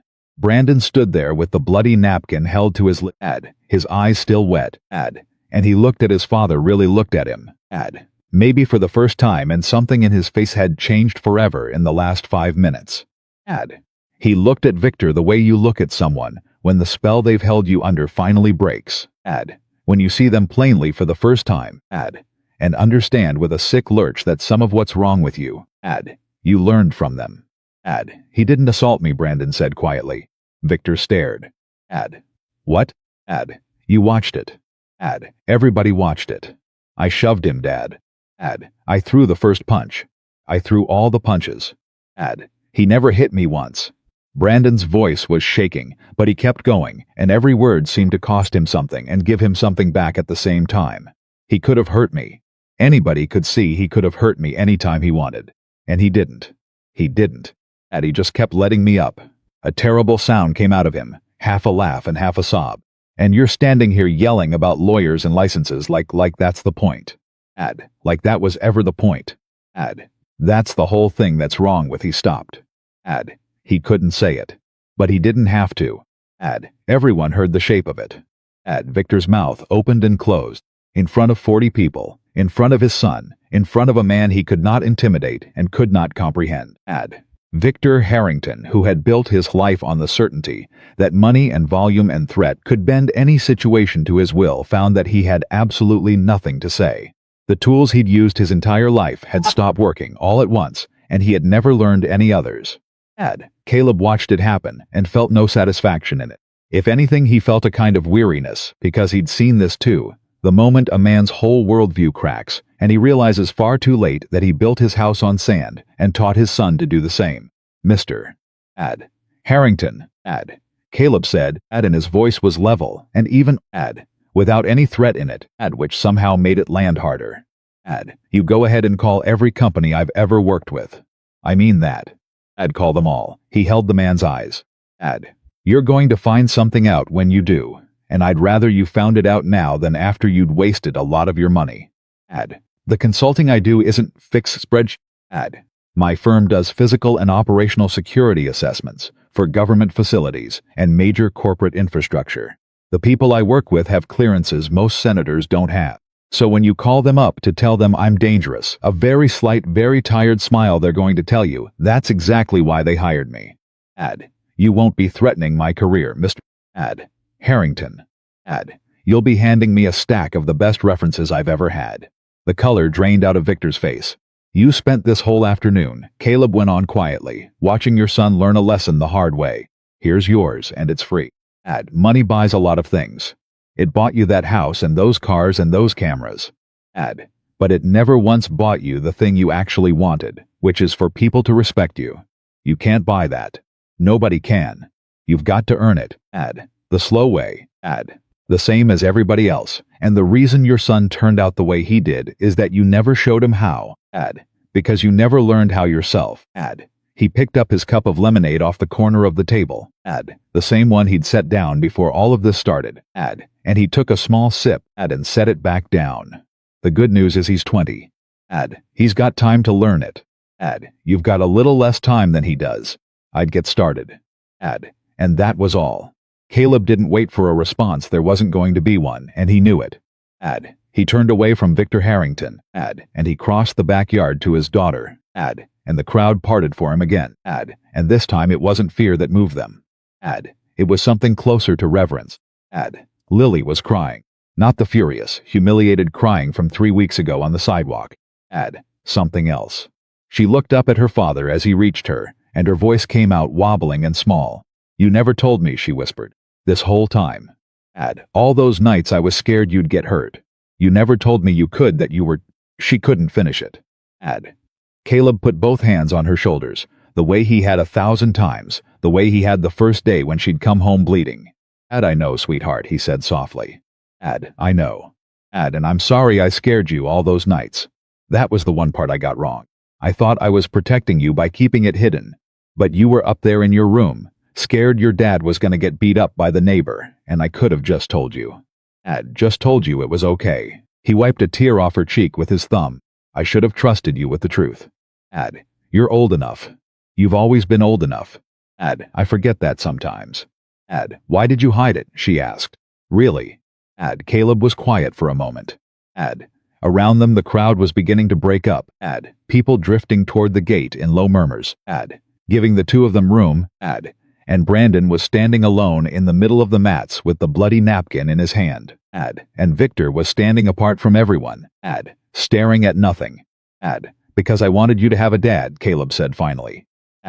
Not a hero. Not a story. A dad.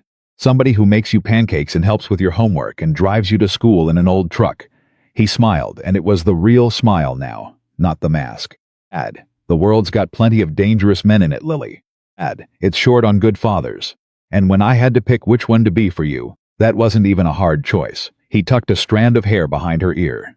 I never wanted you to be proud of me for the things I did over there. I wanted you to be proud of me for the coffee on the porch. That's the man I actually am. The rest of it, that was just a job I did so guys like Mr. Peterson over there could sleep at night. It's not who I am. This is who I am. Standing right here. With you. And Lily threw her arms around her father's waist and pressed her face into his chest the way she had when she was small. And Caleb held her there in the middle of Victor Harrington's backyard. And over the top of her head, he caught Brandon Harrington watching them. Watching the two of them. The father and the daughter. Watching something he had never once in his whole life had, and for just a moment, before the boy looked away in shame, Caleb saw the exact place where the lesson had landed, and buried itself, and begun, very slowly, to grow. The video went up that night anyway. Not from Brandon. Brandon never touched the footage. It came from one of the other guests, somebody who'd been filming on their own phone from the side of the crowd, and by Sunday morning it was everywhere on the neighborhood social pages, and by Sunday afternoon it had spread past the neighborhood entirely. Somebody had titled it, Rich Kid Challenges Quiet Neighbor Didn't Know Who He Was.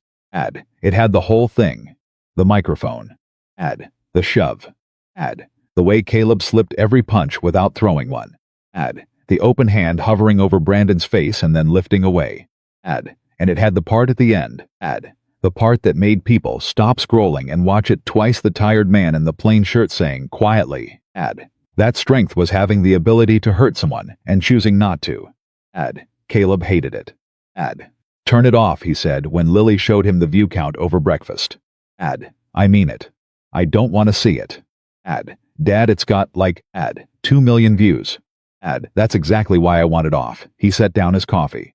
That's the whole thing I spent 5 years trying to avoid, Lily. I didn't do that for an audience. I didn't do it to go viral. I did it because a kid put his hands on you. He rubbed his face. Now there's 2 million strangers who think they know something about me, and they don't. They saw 60 seconds. They didn't see the 20 years. They think you're a hero. I know what they think. He looked at her steadily. And that's the trap, sweetheart. That's the exact same trap Brandon fell into, just pointed the other direction. He needed everybody to think he was dangerous. Now a bunch of people I've never met need me to be some kind of legend. It's the same disease. It's letting other people's idea of you become more real than the actual you. He tapped the table. Don't ever get high on strangers telling you who you are. Good or bad. It's got nothing to do with the truth. Lily put the phone face down. You're kind of a legend, though. Little bit. I'm a guy who's out of coffee, Caleb said. Go get the other bag from the pantry. But the video did something Caleb couldn't undo, and it wasn't the fame. It was that it took the thing that had happened in a backyard and made it permanent, made it a fact the whole community now shared, and that changed how everyone on Willow Bend Road looked at the two houses at the end of the street. It changed how they looked at Caleb. Mr. Peterson came by that afternoon and shook his hand for a long time and didn't say much, and Mrs. Delgado left a whole pot roast on the porch with note that just said thank you for what you didn't do.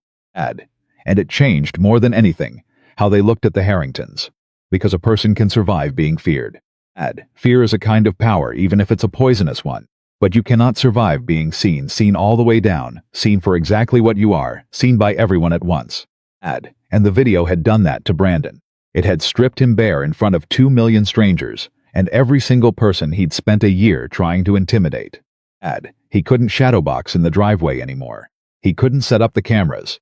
The character he'd built, the future champion, the dangerous man, the king of the street, was dead, and everyone had watched it die, and there was nothing left to do but be whoever he actually was underneath it. And Brandon Harrington had no idea who that was.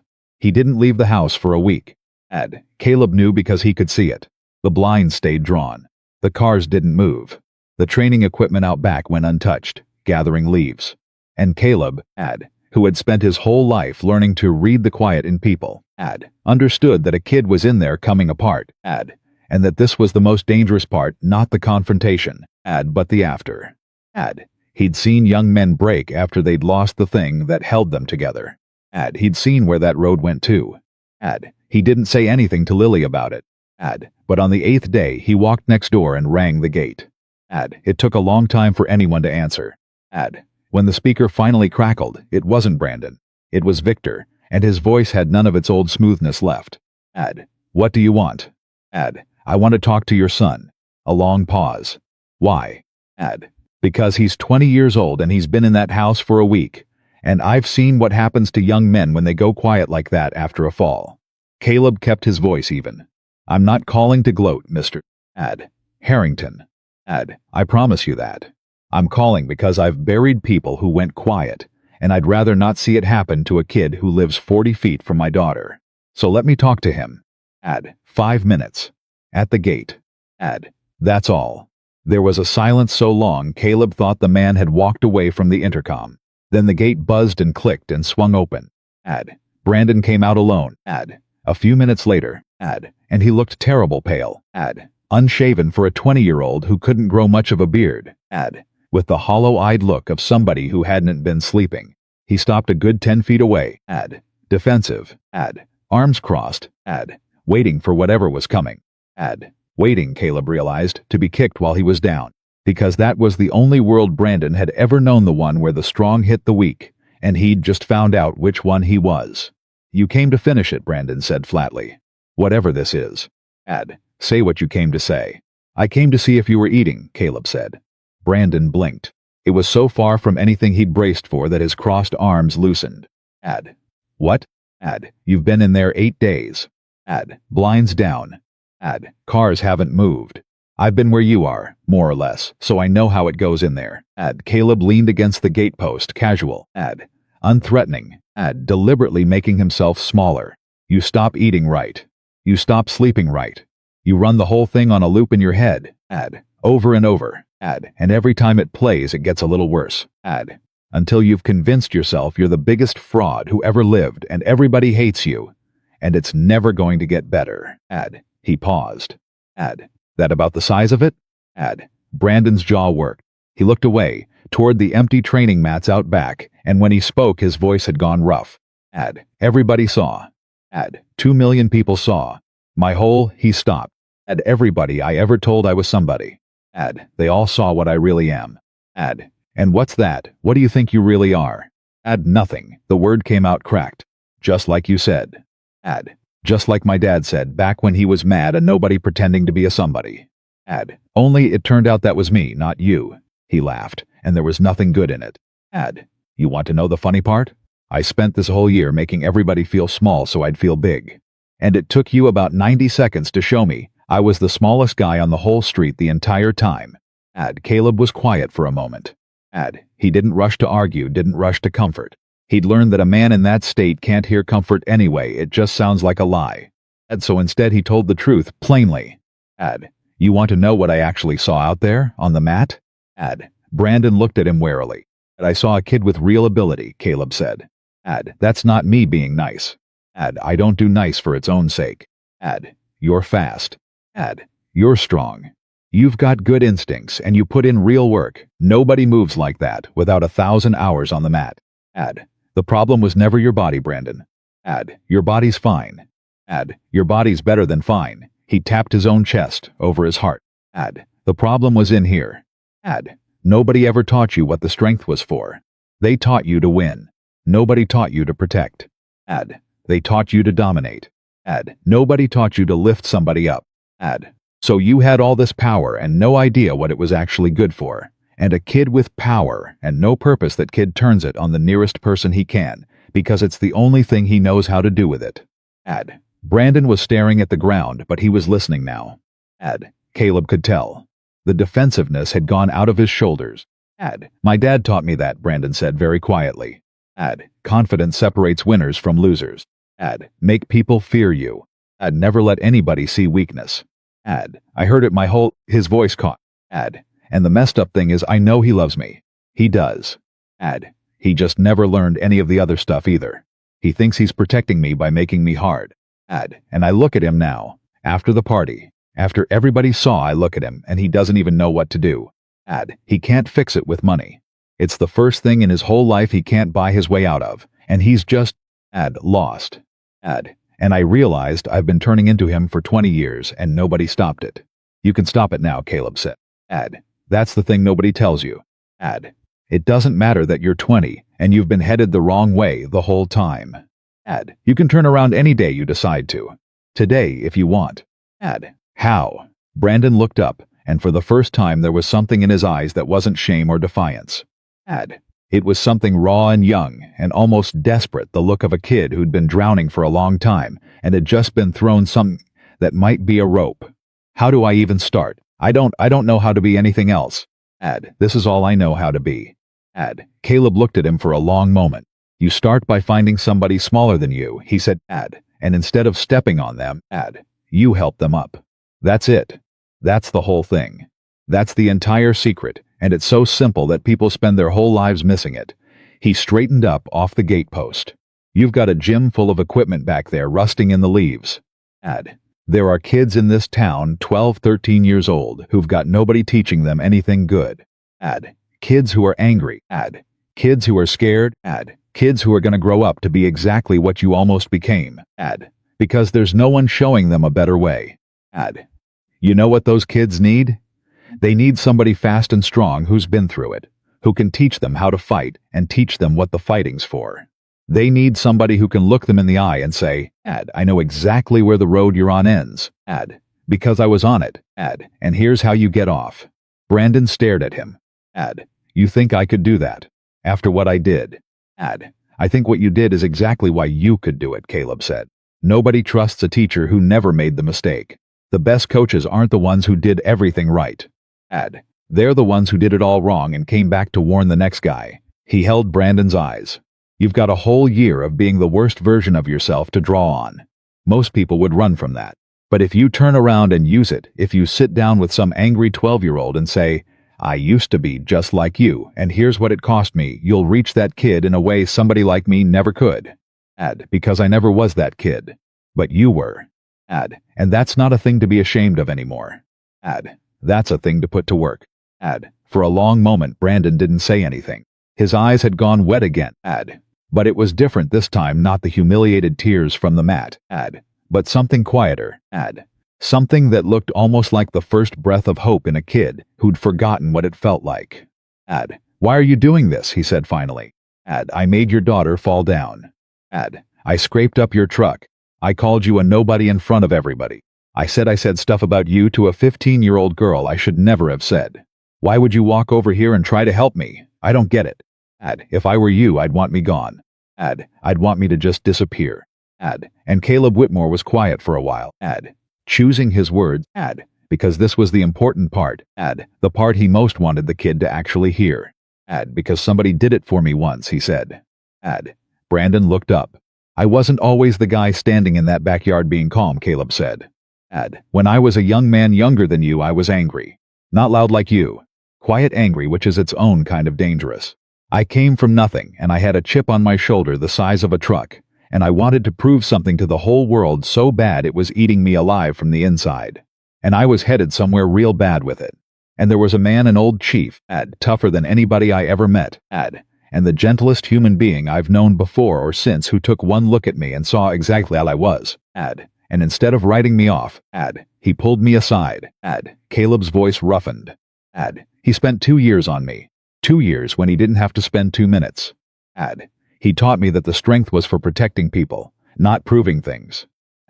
He's the reason I turned into somebody worth being, instead of somebody people had to survive. And he never once asked for anything back. He looked at Brandon. So when I asked him, one time, why me? Why'd you bother? You know what he told me? He said, you don't pay this back, son. There's no paying it back. You pay it forward. Someday you'll see a kid headed the same place you were headed, and you'll remember this, and you'll stop and do for him what I did for you. That's the whole deal. That's how it works. Caleb's eyes were steady on the boy. I've been waiting 20 years to make good on that, Brandon. And then you moved in next door. And I looked at you. And underneath all that noise and all that cruelty, I saw a scared, angry kid who nobody ever taught the right way, and I thought, there he is. There's the one the chief was talking about. He nodded slowly. So no, I don't want you to disappear. I want you to become the guy who stops the next kid. That's how you make this right. Not by feeling bad forever. By passing it on. Brandon Harrington stood at the gate of his father's mansion and cried openly, the way he hadn't let himself cry since he was a small child, before his father taught him it was weakness. And this time there was no crowd, no cameras, nobody to perform for or hide from. Just a broken kid and a quiet man on an empty street, and the first true thing to pass between them. I don't know how to teach anybody anything, Brandon finally managed. I don't even know how to be around a kid without I've never. You'll learn, Caleb said. Same as everything. Badly at first, then better, a faint smile. And you're not going to do it alone. You want to know how to reach an angry 12-year-old, you come knock on my door. I've spent my whole life teaching young men how to become something better than what they started as. I can teach you how to teach. If you're serious. If you actually mean it, and you're not just saying it because you're at the bottom right now and you'll forget it, the second things get easy again. Caleb's eyes hardened just slightly. That's the test, Brandon. Anybody can promise to change when they're face down on the mat. The real question is whether you still mean it in 6 months when nobody's watching and it's hard and boring, and there's no video and nobody's clapping. That's when we find out who you really are. Not in the backyard. In the boring part after. Brandon wiped his face with the back of his hand. I mean it. I don't know if I can do it. But I mean it. That's all I needed to hear. Caleb pushed off the gatepost, meaning it is the start. The rest is just showing up, over and over, on the days you don't feel like it. You show up on those days, and one morning, a couple years from now, you'll wake up and realize you turned into somebody you're actually proud of, and you won't even be able to point at the day it happened. It'll just be done. He turned to go, then stopped and looked back. Eat something. I mean it. You can't rebuild a life on an empty stomach. Whatever else you do today, go eat a real meal and get some sleep. The turning around can start tomorrow. Today, just eat. And Brandon Harrington laughed a wet, surprised, real laugh, the first genuinely light thing he'd felt in 8 days, and said, yeah. Okay. I'll eat something. Caleb walked back toward his own house. He was almost to his porch when Brandon called out after him, and his voice was different than it had ever been. None of the old swagger in it. None of the old cruelty. Mr. Whitmore. Caleb turned. That thing you said to my daughter. Brandon stopped, corrected himself, flushing. To your daughter. At the party. About how you never wanted her to be proud of you for the stuff you did over there. You wanted her to be proud of you for the coffee on the porch. He swallowed. I've been thinking about that for a week. It's the whole thing, isn't it? It's the whole difference between you and my dad. He wants me to be proud of him for the money. For winning. And he shook his head wonderingly. You just wanted to be a good dad. That's all. And it turns out that's the biggest thing there is. Caleb stood in his own front yard. And something moved across his face, some old grief. Some old tenderness. The whole weight of 5 years of quiet mornings. Yeah, he said softly. It's the biggest thing there is. Took me 19 years and a lot of hard country to figure that out. You're figuring it out at 20, he nodded at the kid. You're ahead of where I was, Brandon. Don't you forget that. Whatever else happened these last few weeks, you're ahead of where I was. Now go eat. And he went inside and let the screen door bang shut behind him and found Lily at the kitchen table, pretending she hadn't been watching the whole thing through the window. Were you spying on me? Caleb asked. Little bit. She had a strange expression on her face. You were over there a long time. Talking to Brandon. She said the name like it tasted odd. Are you two like friends now, after everything he did? Caleb pulled out the chair across from her and sat down heavily, and reached over and stole a piece of toast off her plate, and she let him. Not friends, he said, chewing. Not yet. Maybe not ever, exactly. But he's a kid who got taught wrong by a dad, who got taught wrong by his dad, probably, all the way back. He looked at his daughter. Somebody's got to be the one who breaks the chain, Lily. Somebody's got to be the first link that decides to be different. And it turns out for that kid, right now that might have to be me. He shrugged. It's not about him deserving it. Nobody deserves that kind of help. That's what makes it worth giving. Lily looked at her father for a long moment across the little kitchen table. And there was something new in the way she looked at him now, not the awe from the backyard, which had already faded, but something deeper and steadier that would last the rest of her life. She was seeing all at once the whole shape of him, the commander and the coffee. The man who could take a fighter apart with 2 fingers, and the man who walked over to check if that same fighter was eating. And she understood, in the way you only understand the most important things, all at once and without words, that these were not 2 different men at all. They were the same man. They had always been the same man. The strength and the gentleness came from the exact same place, and one without the other was worth nothing at all. Dad, she said. I'm proud of you for the coffee on the porch. Her voice wobbled. But I'm also kind of proud of you for the other thing. Both. Is that okay? Caleb reached across the table and took his daughter's hand in his rough one and held it, and for a moment he couldn't quite speak. Yeah, sweetheart, he finally managed. That's okay. That's more than okay. He squeezed her hand. Now finish your breakfast. We've got a fence to fix out back and I'm not doing it by myself. The first Saturday Brandon almost didn't come. Caleb saw him from the porch. The kid stood at the edge of the 2 mats they'd dragged out of the Harrington backyard and set up in the empty lot at the end of the street, and he stood there for a long time with his hands in his pockets, looking at the 6 kids Caleb had rounded up from around the neighborhood. Angry kids, most of them. Kids with something wrong at home, you could see in the way they held their shoulders. And Brandon stood there paralyzed, and Caleb understood exactly what was happening, because he'd felt it himself 100 times, the moment when the promise you made face down on the mat runs headlong into the boring hard reality of actually keeping it. You gonna stand there all morning? Caleb called out. I don't know how to start, Brandon said. I've been standing here trying to figure out what to say to them, and I got nothing. So don't say anything. Show them something instead. Caleb walked over. You remember the first thing that ever made you fall in love with this? Before the trophies, before the cameras. The first move somebody taught you that made you go, oh, that's how that works? Brandon thought about it. There was my first coach, before everything went bad. He showed me how to fall. Just how to fall down without getting hurt. Break falls. It sounds stupid, but it was the first time I felt like my body could do something on purpose. That's not stupid. That's perfect. Caleb clapped him on the shoulder. Teach them to fall. Every one of those kids is scared of getting hurt, scared of looking dumb, scared of hitting the ground. You teach them the ground can't hurt them. You take that fear away, and you've given them something nobody can take back. Start there. Start with falling.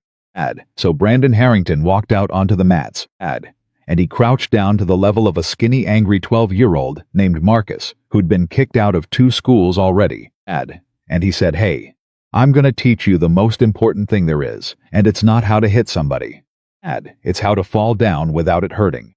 Because everybody falls, man. Everybody. The only thing that matters is whether you know how to get back up. Watch. And he threw himself backward onto the mat, slapping it flat with both arms, rolling with it, and popped right back up to his feet. And Marcus's eyes went wide, and something in the kid's guarded little face cracked open just slightly, and Caleb, watching from the edge, felt something turn over in his chest that he hadn't felt in a long time. The chief, he thought. Wherever you are. I finally did it. Look. I finally passed it on. It wasn't smooth those first weeks. Brandon was clumsy at it, awkward, unsure. He lost his temper once. Early on. When two of the kids wouldn't stop goofing off. And he raised his voice too sharp and one of them flinched. And Caleb saw the horror on Brandon's face when he realized what he'd done, saw him recognize his own father in his own voice. And Caleb didn't say anything. Just watched to see what the kid would do. And Brandon knelt down and said, Hey, I'm sorry. I shouldn't have yelled like that. That was wrong. That's not the kind of coach I want to be. And the kid who'd flinched looked up at him like he'd never once in his life heard a grown man say, I'm sorry and I was wrong in the same breath. And Caleb knew, right then, that the boy was going to make it. Because the test was never whether you got angry. The test was what you did in the 2 seconds after. Meanwhile, the other house at the end of the street was falling apart in a different way. Victor Harrington did exactly what he'd threatened to do. He called Caleb's clients, all of them, or tried to. And it went precisely the way Caleb had said it would. The first call, to a defense contractor Caleb had consulted for, ended with the man on the other end laughing and saying, You're calling to tell me Caleb Whitmore is dangerous. Sir, I paid him a great deal of money specifically because he's dangerous. That's the entire point. Now if there's nothing else, and the second call went worse, and the third worse than that, until Victor Harrington understood that every stone he threw was coming right back through his own window, that the man he'd tried to destroy was, in the small closed world of people who did serious security work, more respected than Victor himself would ever be in his. But that wasn't what broke Victor. Men like Victor can survive being wrong about an enemy. What broke him was his son. Because Brandon stopped being afraid of him. That was the thing money couldn't fix and threats couldn't touch. For 20 years Victor had held his son with a single invisible rope, the fear of disappointing him, the terror of being seen as weak, the desperate need for the old man's approval, and one afternoon on a mat, and one conversation at a gate, that rope had simply snapped. Brandon still loved his father. He said so, more than once. But he was no longer afraid of him, and a man like Victor didn't know any way to hold on to a person except through fear, and so, without ever meaning to, he began to lose his boy entirely. It came to a head one evening about 2 months in. Caleb was on the porch with his coffee when he heard the shouting start next door, Victor's voice, loud and furious, and Brandon's underneath it, and for the first time Brandon's wasn't small. Caleb couldn't make out the words, and he didn't try to. It wasn't his business. But a while later the gate opened and Brandon came walking down the street with a duffel bag over his shoulder, and he stopped at the foot of Caleb's driveway, and he looked wrecked and also somehow, freer than Caleb had ever seen him. He gave me an ultimatum, Brandon said. Quit the thing with the kids. Said it makes the family look bad. Said I'm throwing away my career, my following, everything he built for me, to go play babysitter with a bunch of nobody kids in a vacant lot. He shifted the bag on his shoulder. He said if I keep doing it, I need to find somewhere else to live. So he gestured vaguely at the duffel. Here I am. Guy with a bag. Caleb set down his coffee. You told him no. I told him I finally found the one thing I've ever done that I'm not ashamed of, and I'm not quitting it for anybody. Not even him. Brandon's voice shook, but he held it. Was that stupid? I've got nowhere to go. I don't have any real money that isn't his. I basically just blew up my whole life over a couple of kids in a parking lot. Tell me the truth. Was that the dumbest thing I've ever done? Caleb was quiet for a moment. Then he stood up and came down the porch steps and looked the kid dead in the eye. It's the smartest thing you've ever done, he said. And I mean that. That right there, walking away from a fortune, because it came with a chain attached, that's the moment you actually became a man, Brandon. Not on the mat. Not with the kids in. Right here. Just now. Ad. Choosing who you're gonna be over what you're gonna have. He put a hand on the kid's shoulder. Ad. There's a room over my garage. It's small and it's cold in the winter, and the pipes make a racket. Ad. It's yours as long as you need it on one condition. Brandon's throat worked. Ad. What condition? Ad. You keep showing up on Saturdays. And you help me fix that fence you scraped up with your garbage can, because I never did fully forgive you for that. Brandon laughed a broken, grateful, disbelieving laugh, and then he did something neither of them expected. Ad. He dropped the duffel bag and stepped forward and hugged Caleb Whitmore, hard, ad, the way a boy hugs the father he wishes he'd had, ad, and Caleb stood there and let him, ad, and over the kid's shoulder he saw Lily standing in the doorway watching, ad, and she wasn't surprised at all, ad, she just smiled and went to make up the room over the garage, ad. Victor Harrington sold the mansion before the year was out. Nobody was quite sure what finally drove him from Willow Bend Road. Ad. Maybe it was the empty house, too big for one man rattling around in it alone. Ad. Maybe it was the neighbors, who no longer stepped aside when he passed, who looked at him now with something worse than fear, with a kind of quiet pity. Maybe it was the sight, ad, every Saturday morning, ad, of his own son out in the vacant lot at the end of the street, ad, laughing with a bunch of kids, ad, wearing an old t-shirt instead of designer fight gear, ad, happier than Victor had ever once managed to make him with all his money. Whatever it was, the day the moving trucks came. Victor Harrington stood in his empty circular driveway and looked at the street at that vacant lot for a long time. And Brandon walked up to him, and the two of them talked quietly for a while. Ad. Caleb couldn't hear what was said. Ad. But he saw Victor put a hand on his son's shoulder at the end of it, awkward and stiff, a man who had never learned how to do even that much. Ad. And he saw Brandon let him. Ad. And he saw Victor get in his car and drive away. Ad. And he saw Brandon stand at the end of the street and watch until the car was gone, ad, and then turn around and walk back toward the vacant lot, ad, toward the kids, ad, toward the life he'd chosen. You owe Caleb, asked him later. Ad, no, Brandon said honestly. Ad, but I will be. Ad, he said. He stopped and started again. He said he doesn't understand what I'm doing. Ad. But he said maybe that's because there's some stuff he never learned, and maybe I got lucky finding somebody who could teach me. It's the closest he'll ever get to saying he's sorry. I know that. Ad, but I'll take it. He looked at Caleb. You think people can change, actually change? Not kids like Marcus, I mean old guys. Set in their ways, guys. My dad's age. Ad. Caleb thought about it honestly, because the kid deserved an honest answer. Ad. I think it's harder the older you get, he said. The grooves get deep. Ad. A man your dad's age. Ad. Who's been rewarded his whole life for being exactly who he is, that man almost never turns around, ad. And it's not because he can't, ad.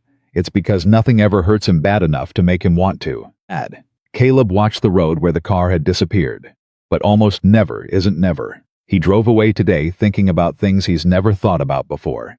Ad. That's a crack. Ad. Might not turn into anything. Ad. But a man can't unsee a crack once it's there. So maybe. Ad. Someday. Ad. I wouldn't hold your breath, but I wouldn't slam the door either.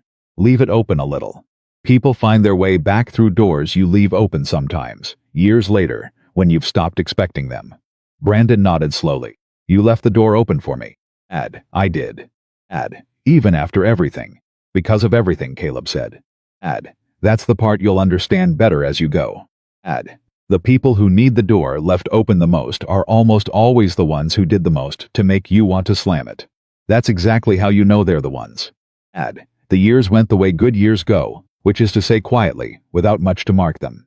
Ad. Lily grew up. Ad. She finished high school and went off to a college 2 states away to study nursing, because she said she wanted to be the kind of person who takes care of people who are scared and hurting, and Caleb didn't have to ask where she'd learned that. Ad. He drove her out there in the old blue pickup, ad. Both of them pretending the whole way that neither of them was going to cry, ad. And both of them crying anyway when the time came, ad. And on the drive home alone, Caleb had to pull over twice, ad. Once because he couldn't see the road, and once just to sit with how fast it had all gone.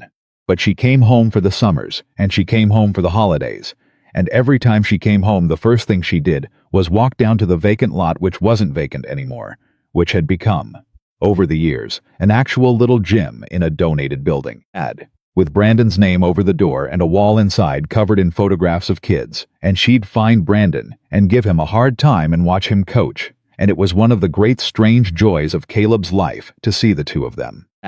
His daughter and the boy who'd once knocked her into a hedge, ribbing each other like family. Because that was what they'd become. Not friends exactly. Something more durable than that. The kind of bond that only forms between people who've seen each other at their absolute worst and stayed anyway. Brandon became, over those years, exactly what Caleb had seen in him at the gate that first day. He became a coach. Not the kind who made champions, though a few of his kids did win things, here and there, but the kind who made men. Good ones.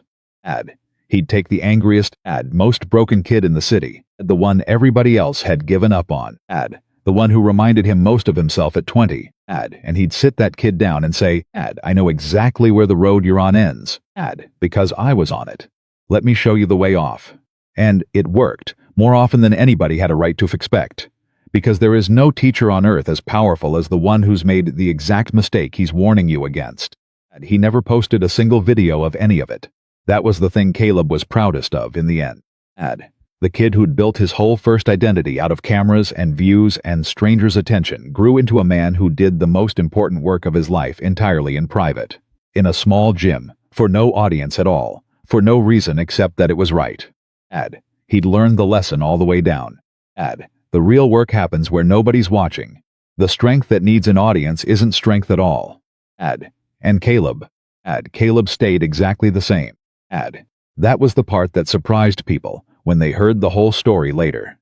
They expected the ending where the quiet hero finally gets his due, steps back into the spotlight, becomes the legend the video said he was. It never happened. Caleb Whitmore turned down every interview. He never spoke about the backyard again. The 2 million views faded, the way everything online fades. And within a year, most of the strangers who'd called him a hero had forgotten his face entirely. And that was exactly, precisely how he wanted it. He kept fixing fences. He kept doing his consulting work from the kitchen table, quietly protecting people who'd never know his name. He kept drinking his coffee black on the porch every morning before the sun was all the way up. He got older. His hair went gray and then white. His knees got worse. And he stopped being able to get down on the mats with Brandon's kids. Though he still came by most Saturdays to watch. Sitting in a folding chair at the edge. Offering a quiet word here and there to a kid who needed one. The neighborhood knew what he was now. The story had long since become local legend. The kind of thing old-timers told newcomers, but he wore it lightly. The way he'd always worn everything. And if you'd met him on the street without knowing, you'd have seen exactly what everyone had seen that very first day. A tired old man in work boots. Driving a truck that should have been retired years ago. Waving to his neighbors. Keeping to himself. The strongest man on the street. The one who never once in all those years needed a single soul to know it. One evening near the end of a long summer, Brandon came by the porch. He was in his 30s now, married, with a kid of his own on the way, and there was gray coming into his own hair at the temples, and Caleb was an old man in a rocking chair with a blanket over his knees even though it was warm, and the two of them sat together the way they'd sat 1,000 evenings, not needing to say much. I've been meaning to ask you something for years, Brandon said finally, and I never had the guts. But I figure I should ask before. He stopped, not wanting to say it. Before it's too late. They both heard it anyway. Ask, Caleb said. That day. At the party. When I shoved you and I threw that first punch. Brandon turned his cup in his hands. You could have ended it in 1 second. Everybody there could see that afterward. One shot and I'm on the ground and it's over and you go home. But you didn't. You dragged it out.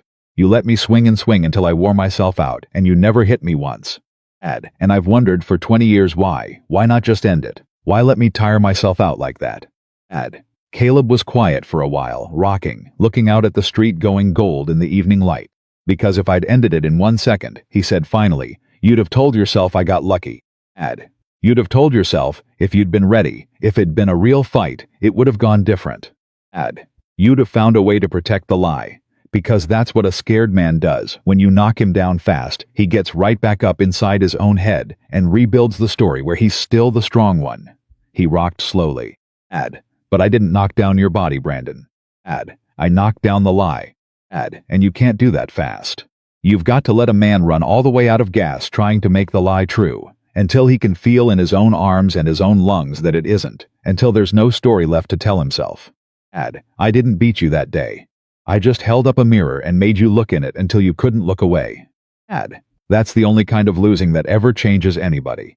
The fast kind they forget by morning. The slow kind, where you feel every second of the truth landing, that's the kind that saves a life. Brandon sat with that for a long time. The sun went down behind the houses. Somewhere down the street, a screen door banged and a kid laughed. You saved mine, he said quietly. You know that, right? I don't say it enough. But I know exactly where I was headed. I'd have been my father, only worse, because I had his meanness and none of his breaks. I'd have hurt a lot of people. And instead, he looked over at the old man in the rocking chair. Instead, I've got a wife who loves me and a kid on the way, and a wall full of kids helped get off the Shimo, you got me off. And it's all because a tired guy with a truck decided I was worth the trouble when I'd given him every reason to write me off. Thank you. For not writing me off. For leaving the door open. Caleb reached over, slow with age, and gripped the younger man's forearm with a hand that had once carried wounded men across open ground, and still had strength in it even now. You weren't the trouble, son, he said. You were the reason. I'd been waiting my whole life to pass it on, and you're the one I got to give it to. That's not something you owe me for. That's a gift you gave me. His grip tightened. An old chief told me once that you don't pay this kind of thing back, you pay it forward. And you did. You've been paying it forward for 20 years. To every kid who walks through that door. That's the deal. That's how it works. The debt never gets paid off, it just keeps moving down the line, one broken kid at a time forever. And that's the most beautiful thing I know about being alive. They sat there together as the last light went out of the sky. The old warrior and the man he'd made. Two links in a chain that started with a gentle chief a lifetime ago and stretched forward now into a future neither of them would live to see into all those kids. And the kids those kids would someday save. And the ones after that. On and on. Every one of them carrying a little of the same hard-won truth. That the strongest thing a strong man can do is put his strength between the world and someone who needs protecting. And ask for nothing back. And never once need anyone to know he did it. Caleb Whitmore had spent his whole life learning the same lesson from every side of it. He'd learned it as an angry young man saved by a gentle one. He'd learned it as a commander who kept his men alive. He'd learned it as a widower who traded a warrior's glory for a father's quiet mornings. And he'd learned it, finally and completely, in a rich man's backyard, with an open hand hovering over a frightened boy's face, and the whole neighborhood holding its breath the truth that he'd carried home like a stone and set down, at last, as a gift. The greatest warriors are not the ones who go looking for battles. They are the ones who have every power to fight, and choose instead to protect the peace. And the person the whole world underestimates, the quiet one, the tired one, the one in the work boots who waves and keeps to himself, is so often the one who has already survived the battles no one will ever know about, and come home, and decided that the bravest thing left to do with all that hard-won strength is simply to love the people in front of him, and leave the door open, and pass it on. That is the whole of it. That is the entire secret. And Caleb Whitmore, the quiet man everyone underestimated, lived it all the way to the end.